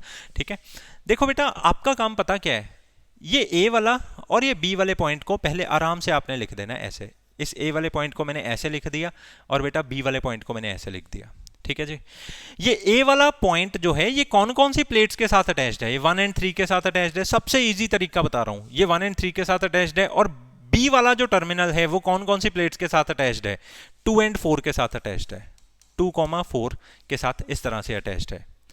अब ए वाला जो कैपेसिटर है वो इस तरह से बेटा 1 के साथ अटैच्ड है, प्लेट नंबर 1 मैंने ऐसे बना दी एंड इसके बिल्कुल सामने प्लेट नंबर 2 पड़ी है जो बी से अटैच्ड है। मतलब इसके बिल्कुल सामने प्लेट नंबर 2 पड़ी है जो फर्दर किसके साथ अटैच्ड है, बी के साथ। एंड ए वाला जो पॉइंट है वो 3 के साथ भी अटैच्ड है। मतलब ए वाला जो पॉइंट है वो इस तरह से 3 के साथ भी अटैच्ड है एंड इस 3 के बिल्कुल सामने प्लेट नंबर 2 भी पड़ी है जो किसके साथ अटैच्ड है, जो बी के साथ अटैच्ड है। मतलब 3 के बिल्कुल सामने प्लेट नंबर 2 भी अटैच्ड है जो बी के साथ अटैच्ड है। ठीक है जी, इसी तरह से प्लेट नंबर 3 किसको बिलोंग करती है, एक सेकेंड, हाँ बिल्कुल ठीक है, प्लेट नंबर 3 बिलोंग करती है ए को। तो बेटा ए वाला जो टर्मिनल है वो प्लेट नंबर 3 के साथ ऐसे अटैच्ड है। ठीक है जी, एंड बी वाला जो टर्मिनल है वो किसके साथ अटैच्ड है, वो प्लेट नंबर 4 के साथ अटैच्ड है, इस तरह से। तो इस तरह से तो आप ना एक बार ये चेक कर लो कि 1 वाली प्लेट के सामने कौन था, 2। क्या इसमें हमने शामिल किया 1 वाली प्लेट के सामने 2, हाँ जी। इसी तरह से 2 वाली प्लेट के सामने कौन था, 3। क्या इसमें मैंने 2 वाली प्लेट एंड 3 वाली प्लेट को शामिल किया, बिल्कुल शामिल किया। ठीक है, इसी तरह से 3 वाली प्लेट के सामने कौन है, 4 है, इसमें मैंने 3 वाली प्लेट एंड 4 वाली प्लेट को शामिल किया। अब आप कहेंगे कि सर आपने 3 वाली प्लेट, 2 वाली प्लेट, सारी प्लेट्स को मतलब ऐसे डबल डबल भी बना सकते हैं क्या, यहां तो एक ही प्लेट पड़ी है, बिल्कुल बना सकते हैं बेटा। आप यहां पर देख सकते हो कि ये वाली जो प्लेट है वो 2 कैपेसिटर्स के लिए शेयर हो रही है। ठीक है, C1 के लिए भी एंड C2 के लिए भी। ठीक है जी, तो एक कैपेसिटर बनाने के लिए मेरे को इस प्लेट को उसके साथ शेयर करवाना पड़ेगा एंड दूसरा कैपेसिटर बनाने के लिए मेरे को इस प्लेट को 1 के साथ शेयर करना पड़ेगा। ठीक है ना, मतलब एक बार इसको 1 के साथ शेयर करना पड़ेगा और एक बार इसको 3 के साथ। तो यहां पर मैंने इसी तरह से 1 के साथ 2 को शेयर किया एंड 3 के साथ भी 2 को शेयर किया। ठीक है जी। तो ये हमारा तरीका होता है किसी भी कॉम्प्लिकेटेड एडजेसेंट सर्किट को नॉर्मल जो हमें समझ में आ जाए ऐसे सर्किट में कन्वर्ट करने का।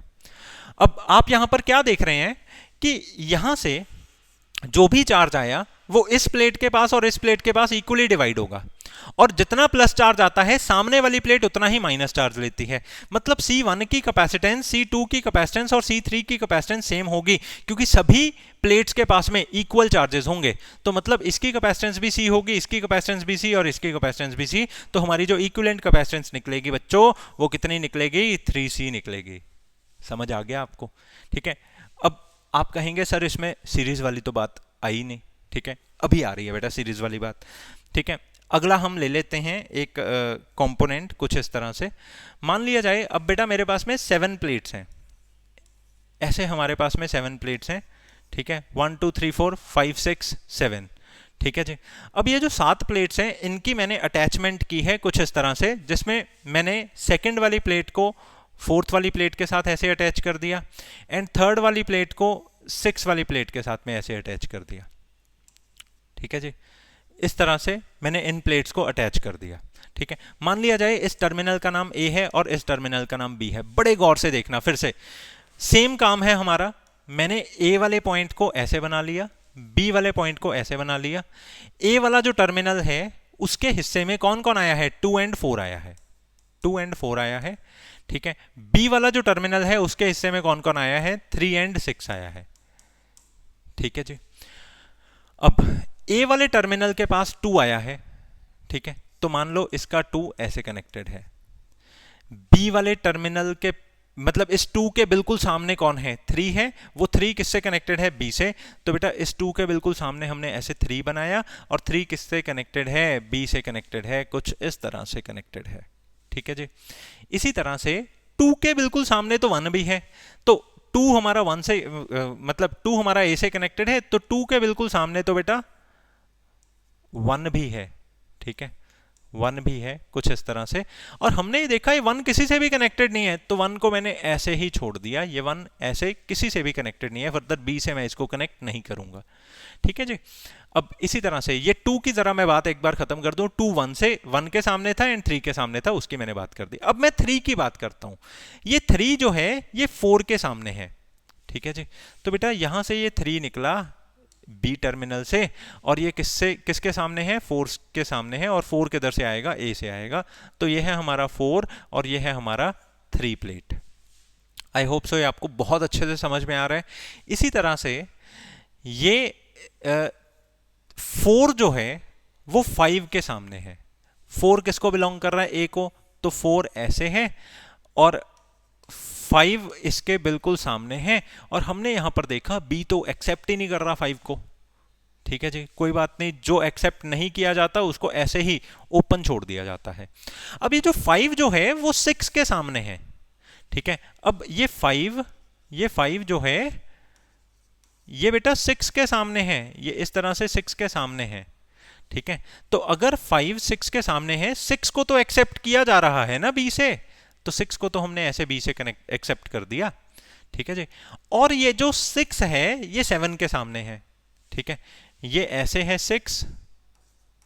ठीक है, और ये किसके सामने है? ये 7 के सामने है, और 7 को एक्सेप्ट नहीं कर रहा है, तो ये 7 को मैं ऐसे ही छोड़ दूंगा।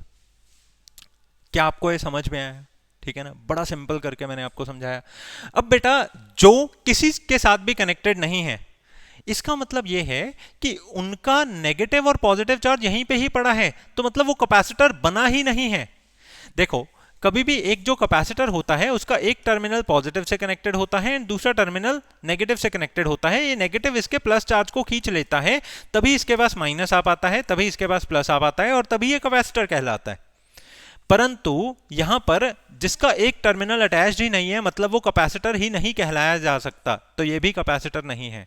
तो अब मेरा ये जो पूरा का पूरा सर्किट है ये क्या बन जाएगा? ये बन जाएगा, एक कैपेसिटर है मेरा 2 और 3 वाला।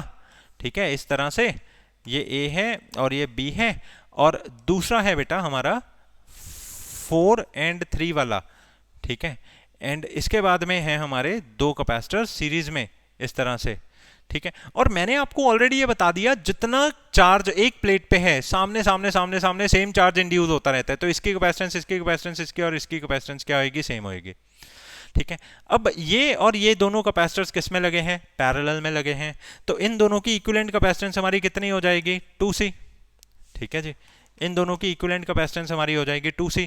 अब ये और ये किस में लगे हैं, सीरीज में लगे हैं, तो इन दोनों की इक्विवेलेंट कैपेसिटेंस क्या हो जाएगी बेटा, दोनों को पहले मल्टीप्लाई करो, ये बन गया C का स्क्वायर, फिर दोनों को ऐड करो, ये बन जाएगा 2C, C से कट गया C, तो इसकी इक्विवेलेंट कैपेसिटेंस आ जाएगी C/2, C/2। ठीक है जी।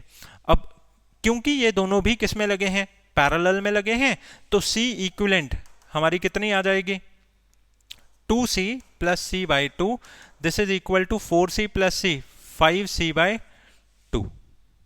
ठीक है जी। तो हमारी इक्विवेलेंट कैपेसिटेंस इसमें आ रही है 5 टाइम्स C/2।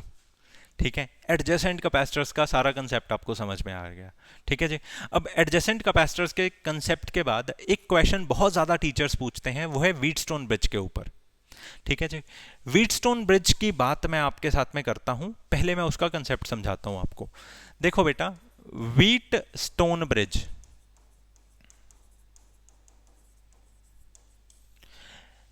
इसकी बात हमेशा तभी आपके दिमाग में आनी चाहिए जब आपके सामने 5 कैपेसिटर्स पड़े हों।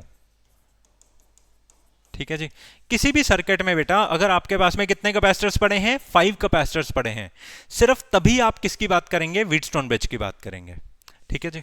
ओके, मान लिया जाए एक कैपेसिटर आपका ये है, ठीक है, दूसरा कैपेसिटर आपका ये है, तीसरा आपका ये है, ठीक है जी, चौथा ये है एंड पांचवा ये है।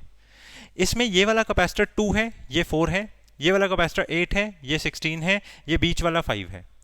आपको ये चेक करना है कि इन दोनों कैपेसिटर्स की इक्विवेलेंट कैपेसिटेंस, मतलब इन दोनों कैपेसिटर्स की रेशो, जैसे 2 को अगर आप 4 से डिवाइड करेंगे तो क्या आएगा, 1/2।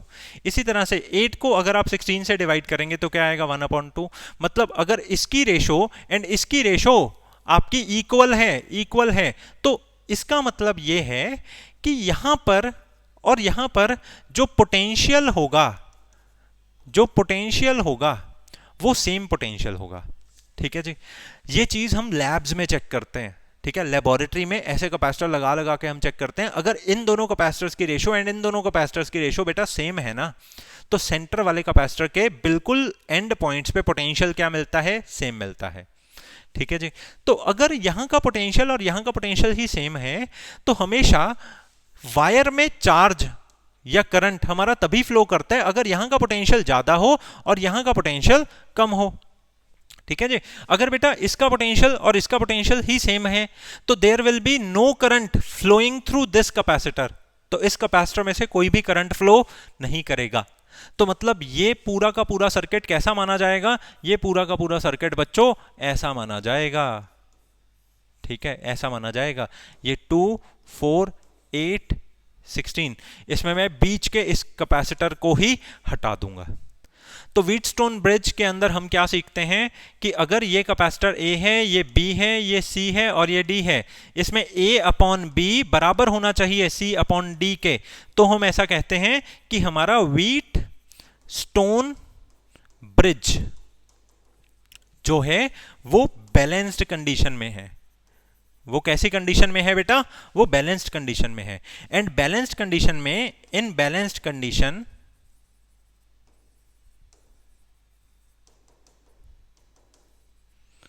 Current through centre capacitor is 0 as potential across that capacitor is same। ठीक है जी। तो क्योंकि potential across that capacitor is same हो गया, तो अगर पोटेंशियल सेम हो गया तो पोटेंशियल डिफरेंस कितना हो जाएगा, 0 हो जाएगा। तो अगर पोटेंशियल तुम्हारा, मतलब पोटेंशियल डिफरेंस तुम्हारा बेटा 0 हो गया, तो करंट कितना हो जाएगा, 0 हो जाएगा। क्योंकि करंट का क्या फॉर्मूला होता है, I का फॉर्मूला होता है V/R। ठीक है जी। तो अगर V ही 0 हो गया तो करंट भी हमारा क्या हो गया, 0 हो गया। आई होप सो एक कंसेप्ट आपको समझ आ गया। ठीक है ना। कंसेप्ट समझने के बाद अब सवाल भी हमें लगाने हैं इसके, घबराइए मत। ठीक है। तो ये देखिए, ये आपके सामने मैंने एक रखा है, ये देखो बेटा, ये 2 है और ये 6 है, ये 4 है और ये 12 है। क्योंकि हम जान चुके हैं कि 2/6 किसके बराबर है, 4/12 के बराबर है। तो 2 1 जा 2 3 जा, 4 1 जा 4 3 जा, ठीक है। तो therefore it is the condition, ऐसा लिख के आना है आपको पेपर में, it is the condition of balanced Wheatstone bridge, therefore C5, therefore current through C5 कितना होएगा, 0 होएगा, ठीक है जी। तो इस तरह से हमारा ये पूरा का पूरा सर्किट कैसा देखने में लगेगा, हमारा पूरा का पूरा सर्किट कुछ ऐसा लगेगा देखने में। ये 2 है, ये 6 है, ये 4 है, ये 12 है, ठीक है। इसकी इक्विवेलेंट कैपेसिटेंस क्या बनेगी, 2 × 4 8, 2 + 4 6। इसकी क्या बनेगी, 6 × 12 72, 6 + 12 18, ठीक है जी। तो इस तरह से आप 8/6 प्लस ये 9 है और ये 36 है और ये 4 है, ठीक है। ये 4/3 मतलब 4 + 12/3 मतलब 16/3। तो इसकी इक्विवेलेंट कैपेसिटेंस हमारे पास ये आएगी। ऐसा जरूरी नहीं कि हमेशा व्हीटस्टोन ब्रिज इसी सर्किट इसी पैटर्न में तुम्हें दिखाई देगा, कभी कभी ऐसी काइट भी बनकर आ जाती है, ठीक है। तो भी आपको बस मतलब होना चाहिए, 5 कैपेसिटर दिख रहे हैं तो हमने चेक लगाना ही लगाना है यहाँ पे व्हीटस्टोन ब्रिज का, ठीक है जी। ओके, तो बेटा सवाल आ रहा है आपके सामने इस तरह से, क्या इसमें 5 कैपेसिटर लगे हैं, बिल्कुल लगे हैं जी, बिल्कुल लगे हैं, ठीक है। ये 2 2 2 2 और सेंटर में 9 है। आप यहां पर ये देख सकते हैं कि ए के सामने जो भी चार्ज आया, कुछ चार्ज इधर से जाएगा और कुछ चार्ज इधर से जाएगा, मतलब ए वाले टर्मिनल के सामने से कुछ चार्ज इधर से जाएगा, इसको मैंने 2 मान लिया, और कुछ चार्ज इधर से जाएगा, इसको मैंने 2 मान लिया, और ये तो मेरे को पैरेलल में दिखाई दे रहे हैं और मैंने यहां भी इन दोनों को पैरेलल ही बनाया है। एंड अब मैं बी की बात करता हूं, बी के सामने कुछ चार्ज इधर से जाएगा एंड कुछ चार्ज इधर से जाएगा, एंड ये और ये भी पैरेलल में ही हमें दिखाई दे रहे हैं और इस तरह से हमने इनको बना दिया, ठीक है जी। अब आप एक चीज देखें, मान लो ये ए है, ये बी है, इसको नाम दे दिया हमने सी और इसको नाम दे दिया हमने डी, ठीक है जी। तो इसका मतलब ये है कि बी के सामने ये जो 2 मैंने बनाया है ये किससे फर्दर कनेक्टेड है, डी से, ठीक है। एंड बी के सामने ये वाला जो मैंने 2 बनाया है ये किससे फर्दर कनेक्टेड है, ये बेटा सी से कनेक्टेड है, ठीक है। ऐसे ही ए के सामने मैंने ये जो 2 बनाया है ये किससे कनेक्टेड है, डी से, एंड ए के सामने मैंने ये जो 2 बनाया है ये किससे कनेक्टेड है, सी से, ये सी से। तो अब डी एंड सी के बीच में जो कैपेसिटर लगा है वो इस तरह से लगा है, ये 9 का लगा है। अब आप देख सकते हैं कि 2/2 = 2/2, तो ये तो एक बैलेंस्ड व्हीटस्टोन ब्रिज की कंडीशन है। तो अगर बेटा ये बैलेंस्ड व्हीटस्टोन ब्रिज की कंडीशन है तो हम क्या कहेंगे, करंट थ्रू C = 9 इज 0, ठीक है जी। तो अब मेरा ये जो सर्किट है वो कुछ ऐसा ही देखने को मेरे को मिलेगा, ठीक है। तो इसका मतलब ये है, ये 2 है 2 है 2 है 2 है, ये दोनों किस में हो गए, सीरीज में। तो सीरीज में हो गए तो हमने ये भी पढ़ा था कि अगर इक्वल कैपेसिटर हो तो उनको डिवाइड कर दो जितने नंबर ऑफ कैपेसिटर लगे हैं। तो 2 को डिवाइड करेंगे 2 से तो दिस विल बी 1, ठीक है जी। एंड 2 को डिवाइड कर दो 2 से, this will be again 1, and 1 and 1 अगर पैरेलल में लगे हैं तो इक्विवेलेंट कैपेसिटेंस हमारी कितनी हो जाएगी, 2, ठीक है जी। तो ये हमारी हो गई इक्विवेलेंट कैपेसिटेंस, और इसमें हमने फंडा कौन सा लगाया है, व्हीटस्टोन ब्रिज का फंडा इसमें लगाया है, ठीक है जी। ओके, अब बेटा एक टाइप रह गई है, लास्ट टाइप है हमारी, ये नीट या जेईई में आजकल पक्का आ रही है, वो है लैडर वाली टाइप। हम उसकी बात करते हैं, इसका फटाफट आप स्क्रीनशॉट ले लो, ठीक है जी। ओके, तो बात हम करने जा रहे हैं इनफाइनाइट लैडर की, ठीक है। बेटा मान लिया जाए ये ए पॉइंट है और ये बी पॉइंट है, ठीक है जी। उन्होंने आपको इस तरह से एक इनफाइनाइट सीरीज बनाकर दी है। आप देख सकते हैं कि ये सारा का सारा सर्किट एक पैटर्न में रिवाइज हो रहा है, जैसे यहां पर भी 8 था, यहां पर भी 6, फिर से 8 6, फिर से 8 6, फिर से 8 6, ठीक है जी। ऐसे चलता जाएगा और इनफाइनाइट तक चलेगा। वो आपसे कह रहे हैं इसकी इक्विवेलेंट कैपेसिटेंस निकाल कर बताइए। बहुत सिंपल है। सबसे पहला काम तो इसमें यह है कि इस पूरे के पूरे सर्किट की कुछ ना कुछ तो इक्विवेलेंट कैपेसिटेंस जरूर होगी। मान लो वो इक्विवेलेंट कैपेसिटेंस कितनी है, C है, ठीक है जी। अब क्योंकि ये सर्किट बहुत बड़ा सर्किट है, ये हमने मान के चलना है, क्योंकि बेटा ये सर्किट बहुत बड़ा सर्किट है, तो अगर मैं इस सर्किट में से एक हिस्सा कम भी कर दूं, मतलब अगर मैं आपको बोलूं कि जैसे ये 8 6 8 6 8 6 के छोटे छोटे सेल्स से ये पूरा का पूरा चेन बना हुआ है, तो अगर मैं ऐसा मानूं कि इस पूरे के पूरे कैपेसिटर की इक्विवेलेंट कैपेसिटेंस C है, और अगर मैं एक सेल को इसमें से कम कर दूं तो इस पूरे की इक्विवेलेंट कैपेसिटेंस भी कितनी ही होगी, अप्रोक्सीमेटली इस पूरे की इक्विवेलेंट कैपेसिटेंस भी बेटा C ही होगी। कुछ समझ रहे हो, ठीक है जी।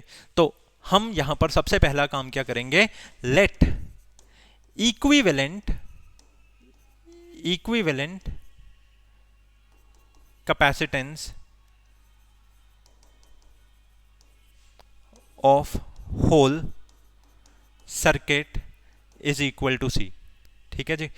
and capacitance of circuit except one unit is also C, ठीक है जी। ये लाइन आपने लिखकर फिर ही इस क्वेश्चन की शुरुआत करनी है। यहां मैंने सॉल्यूशन लिख दिया, ठीक है जी। तो अब क्या करेंगे बेटा, इसको दोबारा से ड्रॉ करेंगे।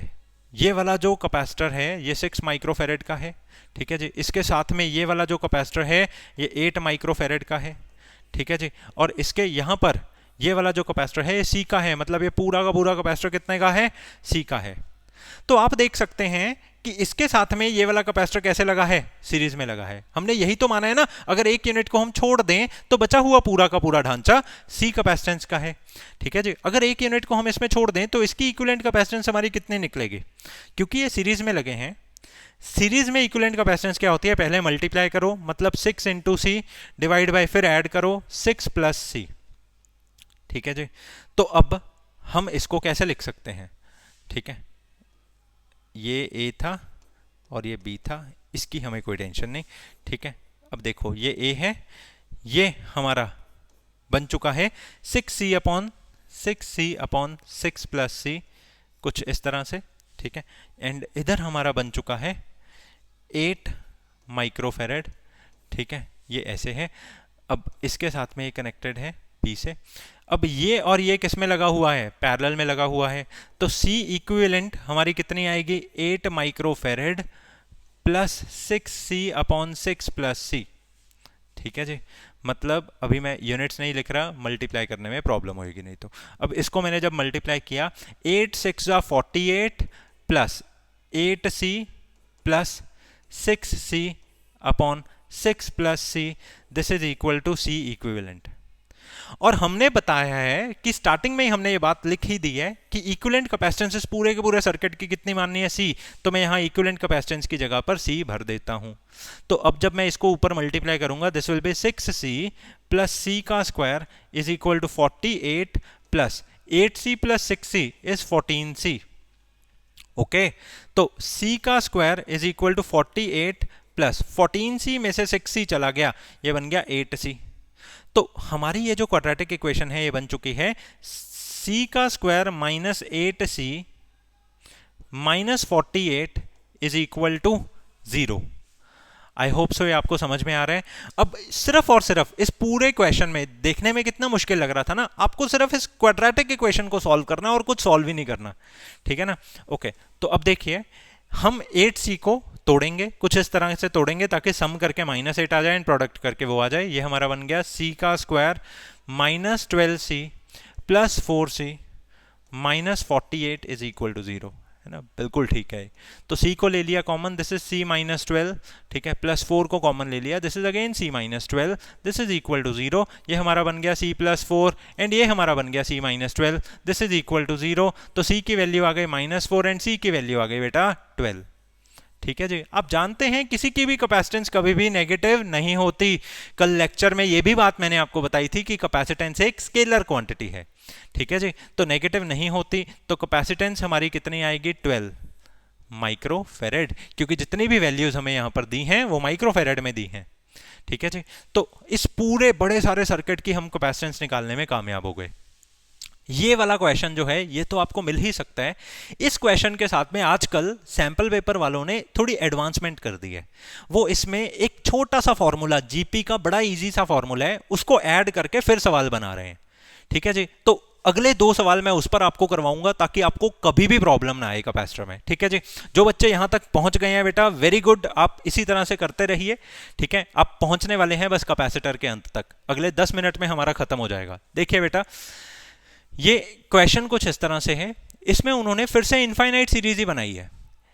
इस पहले वाले कैपेसिटर की जो कैपेसिटेंस है वो C है, फिर इन दोनों कैपेसिटर्स की कैपेसिटेंस CC, मतलब सारे के सारे कैपेसिटर्स इक्वल हैं, परंतु ये वाला जो कैपेसिटर है वो C कैपेसिटेंस का है, ये वाला capacitor C and C capacitance का है, ये वाला कैपेसिटर हमारा 4C कैपेसिटर्स को लेकर बैठा है। ठीक है जी, देखो मैं इस सर्किट में कुछ इस तरह से बोल सकता हूं कि जो पहला वाला कैपेसिटर है वो C का है, जो ये दोनों कैपेसिटर्स हैं सीरीज में लगे हैं ना, सीरीज में इक्विवेलेंट कैपेसिटेंस क्या होती है, एक कैपेसिटर की जितनी कैपेसिटेंस है डिवाइड बाय 2। ठीक है बेटा, एंड तीसरे वाले में इक्विवेलेंट कैपेसिटेंस कितनी होती है, एक कैपेसिटर की जितनी कैपेसिटेंस है डिवाइड बाय जितने कैपेसिटर लगे हैं, 4 लगे हैं तो ये हो जाएगा C/4। ठीक है जी, और ये कितने लगे हैं, 1 2 3 4 5 6 7 8, ये 8 लगे हैं, तो इनको हम क्या बोलेंगे, C/8। ठीक है जी, इस तरह से, और ये ऐसे चलता ही जाएगा। तो आपने यहां पर ये चीज देखी कि हमारी इसमें इक्विवेलेंट कैपेसिटेंस क्या बनेगी, ये सारे के सारे किसमें लगे हैं, पैरेलल में लगे हैं। तो अगर बेटा ये सारे के सारे पैरेलल में लगे हैं तो C इक्विवेलेंट आपको इसमें मिलेगी, लेट अस सपोज पैरेलल में लगे हैं तो नॉर्मली ऐड हो जाती है, C plus C/2 plus C/4 plus C/8 up to so on. ठीक है, मैंने इसमें C को ले लिया कॉमन, 1 प्लस 1/2 प्लस 1/4 प्लस 1/8, इस तरह से हमारा आगे बढ़ेगा। अब आ गई बात सीखने वाली। ठीक है, मेडिकल वाले बच्चों को इसके बारे में ज्ञान नहीं होता, नॉन मेडिकल वाले तो पढ़कर आए हैं +1 में। ठीक है बेटा, जब भी कभी भी आपके सामने कोई सीरीज होती है 2 4 6 8 अप टू सो ऑन, आप क्या देखते हो, जब मैंने 4 में से 2 को माइनस किया तो 2 आया, 6 में से 4 को माइनस किया तो 2 आया, 8 में से 6 को माइनस किया तो 2 आया। तो इस चीज को हम क्या कहते हैं, कॉमन डिफरेंस। क्या कहते हैं, कॉमन डिफरेंस। और इसी चीज को हम लोग ये भी कहते हैं कि ये एपी है। ये सीरीज किस में है बेटा, एपी में है। ठीक है जी, अब इसी तरह से आप याद रखिए अपने दिमाग में, अगर कोई सीरीज है 2 4 8 16 अप टू सो ऑन, अब आप देखते हैं कि जब आप इसको माइनस करते हैं तो आपका 2 आता है, जब इसको माइनस करते हैं तो 4 आता है, जब इसको माइनस करते हैं तो 8 आता है। तो मतलब कॉमन डिफरेंस तो इसमें नहीं है, परंतु अगर आप 4 डिवाइडेड बाय 2 करेंगे तो 2 आएगा, अगर आप 8 डिवाइडेड बाय 4 करेंगे तो भी 2 आएगा, अगर आप 16 डिवाइडेड बाय 8 करेंगे तो भी 2 आएगा। तो मैं आपको ये बात कह रहा हूं कि इसमें रेशो सेम है। इसमें क्या सेम है, रेशो सेम है बच्चों। तो अगर रेशो सेम हो तो उसको एपी नहीं कहा जाता, उसको जीपी कहा जाता है। और जीपी का नाम होता है ज्योमेट्रिक प्रोग्रेशन, जैसे एपी का नाम होता है अरिथमेटिक प्रोग्रेशन। ठीक है जी, अब देखिए, अगर बाई चांस ये सारे के सारे ऐड हो रहे हैं और इंफिनिटी तक ऐड हो रहे हैं, तो इस ज्योमेट्रिक प्रोग्रेशन का सम पता कितना होगा, इसका सम होगा जितनी पहली टर्म है, इसको हम a कहते हैं, पहली टर्म को a, डिवाइडेड बाय 1 माइनस जितनी तुम्हारी कॉमन रेशो आई है, कॉमन रेशो को हम r कहते हैं, डिवाइडेड बाय 1 माइनस r। ठीक है जी, तो अब आप जरा बड़े गौर से देखिए, ये C इक्विवेलेंट हम जब निकाल रहे थे, C तो हमने ऐसे बाहर कर दिया। आप जरा देखिए, जब मैं 1/2 को 1 से डिवाइड करता हूं तो 1/2 आता है, जब मैं 1/4 को बच्चों 1/2 से डिवाइड करता हूं तो फिर से 1/2 आता है। मतलब इसमें मेरी रेशो क्या है, इसमें मेरी रेशो है सेम। ठीक है जी, और वो रेशो मेरी कितनी है, वो रेशो है बेटा मेरी 1/2। ठीक है, तो अब मैं क्या करूंगा, अब ये इंफिनिटी तक जा रहा है ना, तो इंफिनिटी तक जा रहा है तो a divided by 1 minus r का इसमें फॉर्मूला लगाया जाएगा। ठीक है, ओके, मैंने ए की जगह पर इसमें क्या भरा, ए की जगह पर बेटा मैंने इसमें 1 भरा। रेशो की जगह पर मैंने क्या भरा, रेशो की जगह पर मैंने भर दिया 1/2। ठीक है, आप सिर्फ फॉर्मूला याद रखो, इन्फिनिटी वाली टर्म्स का सम होता है a divided by 1 minus r। ठीक है, तो बेटा इक्विवेलेंट कैपेसिटेंस हमारी क्या बन गई है, इक्विवेलेंट कैपेसिटेंस हमारी बन गई है c multiply by 1/2 minus 1, this is 1/2। ठीक है जी, मतलब ये पलट कर ऊपर गया, ये बन गई 2c। मतलब पहले वाले कैपेसिटर का बस डबल कर दो, इतने सारे कैपेसिटर लगाकर आपको इक्विवेलेंट कैपेसिटेंस सिर्फ उतनी ही मिलेगी। ठीक है जी, और करना चाहते हो ऐसे सवाल? ठीक है, अब एक काम करते हैं, व्हीटस्टोन ब्रिज और इसको मिक्स करके करते हैं, इसका बड़ा अच्छा क्वेश्चन बना हुआ है। ठीक है, ये देखिए आपके सामने है। आप अब इसमें नोटिस करो कि ये 1 जो है और ये 1 जो है, ये 3 जो है, ये 3 जो है, ये 9 जो है, ये 9 जो है, ये सेम सेम है। ठीक है जी, इसका क्या मतलब है, इसका ये मतलब है कि अगर मैं 1/1 करूंगा तो 3/3 करूंगा तो रेशो तो मेरे पास क्या ही आएगी, 1 ही आएगी। तो अगर कभी भी इसका रेशो और इसका रेशो सेम आता है तो सेंटर वाले कैपेसिटर में से कोई भी करंट नहीं पास होता। इसी तरह से इसका रेशो और इसका रेशो भी सेम सेम आया, मतलब 3/3 9/9 सेम सेम आया, तो इस वाले कैपेसिटर में से भी कोई भी करंट पास नहीं करेगा, इसमें से भी कोई भी करंट पास नहीं करेगा, इसमें से भी नहीं करेगा। ठीक है जी, तो आप यहां पर एक लाइन लिखेंगे, as the given circuit, as the बच्चों given circuit satisfies Wheatstone bridge condition. ठीक है जी, therefore current through 5 6 7 up to so on will be 0। तो हमारा अब ये जो सर्किट है वो कुछ ऐसा ही बन गया है, बस ये और ये। ठीक है, ये ऐसा ही बन गया है बस हमारा सर्किट। ठीक है, इन्फिनिटी तक ऐसे जाएगा। अब इसकी कैपेसिटेंस 1 है, इसकी 3 है, इसकी 9 है, इसकी 27 है, इसकी 1 3 9 27 है, कुछ इस तरह से। ठीक है, अब क्योंकि ऊपर और नीचे सेम सेम ही है तो हम मान लेते हैं इसकी इक्विवेलेंट कैपेसिटेंस जो है वो C1 है और इसकी इक्विवेलेंट कैपेसिटेंस जो है वो C2 है। ठीक है जी, तो अब बेटा C1 की वैल्यू हमारे पास क्या आएगी? ठीक है, क्योंकि ये सारे किस में लगे हैं, सीरीज में लगे हैं, तो C1 की वैल्यू हमारे पास में कितनी आएगी? ठीक है, तो इसका क्या फॉर्मूला है, 1 C1 is equal to 1/1 plus 1/3 plus 1/9 up to so on. आप देख सकते हैं इसकी रेशो सेम है। ठीक है जी, as ratio is equal to 1/3 is common. ठीक है, अगर बच्चों रेशो सेम है और ये कहां तक जा रही है, इन्फिनिटी तक जा रही है, तो हम जानते हैं एस इन्फिनिटी का क्या फॉर्मूला होता है, a/1 माइनस r होता है। ठीक है जी, तो a की वैल्यू हमने इसमें 1 भर दी, 1 माइनस 1/r को मैंने इसमें क्या भर दिया, 1/3 भर दिया, तो हमारे पास में ये आ गया 3 divided by 3 minus 1, this is 2। ठीक है, तो हमारे पास में एस इन्फिनिटी की वैल्यू क्या आ गई बेटा, 3/2 आ गई। तो इसका मतलब ये है कि मेरे पास 1/C1 की वैल्यू आ गई 3/2। तो C1 की जो वैल्यू है वो मेरे पास क्या आ जाएगी, 2/3। क्योंकि देखो ना, इस पूरी चीज की वैल्यू मेरे पास 3/2 आई है, तो मतलब 1/C1 की वैल्यू आई है ना मेरे पास 3/2, तो अकेले C1 की क्या वैल्यू होगी, 2/3। ठीक है जी, अब इसी तरह से नीचे वाले की कैपेसिटेंस हमने क्या ली हुई है, C/2, और वो भी तो बिल्कुल सेम ही है, मतलब C1 इसमें किसके बराबर है, C2 के बराबर है। तो अगर C1 2/3 है तो C2 भी कितनी होगी, 2/3 ही होगी। ठीक है जी, तो हमारी इक्विवेलेंट कैपेसिटेंस टोटल कितनी आएगी, C1 प्लस C2 के बराबर, मतलब 2/3 प्लस 2/3 के बराबर, तो this is further equal to 4/3। ठीक है जी, अब 4/3 हमारी आ गई है इक्विवेलेंट कैपेसिटेंस। इस तरह के क्वेश्चंस आपको अक्सर देखने को मिलते हैं। ठीक है जी, इन टाइप्स के अलावा कैपेसिटर के क्वेश्चंस की और कोई टाइप एग्जिस्ट नहीं करती, आपको बस इन्हीं की ही प्रैक्टिस करवानी थी और आपको करनी भी सिर्फ इनकी है। हर सैंपल पेपर का क्वेश्चन, हर एक प्रीवियस ईयर क्वेश्चन इसके अंदर आपका कवर हो रहा है। ठीक है जी, इसी टाइप के ही क्वेश्चंस चाहे 10 बना लो, 100 बना लो, 1000 बना लो, ठीक है ना। तो इसी टाइप के ही क्वेश्चंस बनने हैं, ठीक है। Thank you so much. अगली वीडियो में हम नेक्स्ट टॉपिक की बातें करेंगे। आप कैपेसिटर का टॉपिक बहुत अच्छे से तैयार करें और इसके नोट्स बनाएं और इसको समय समय पर रिवाइज करें। कभी भी आपको इसमें नाकामयाबी नहीं मिलेगी, आपको क्वेश्चन इसका जो भी मिलेगा वो आपसे हो जाएगा। Thank you so much.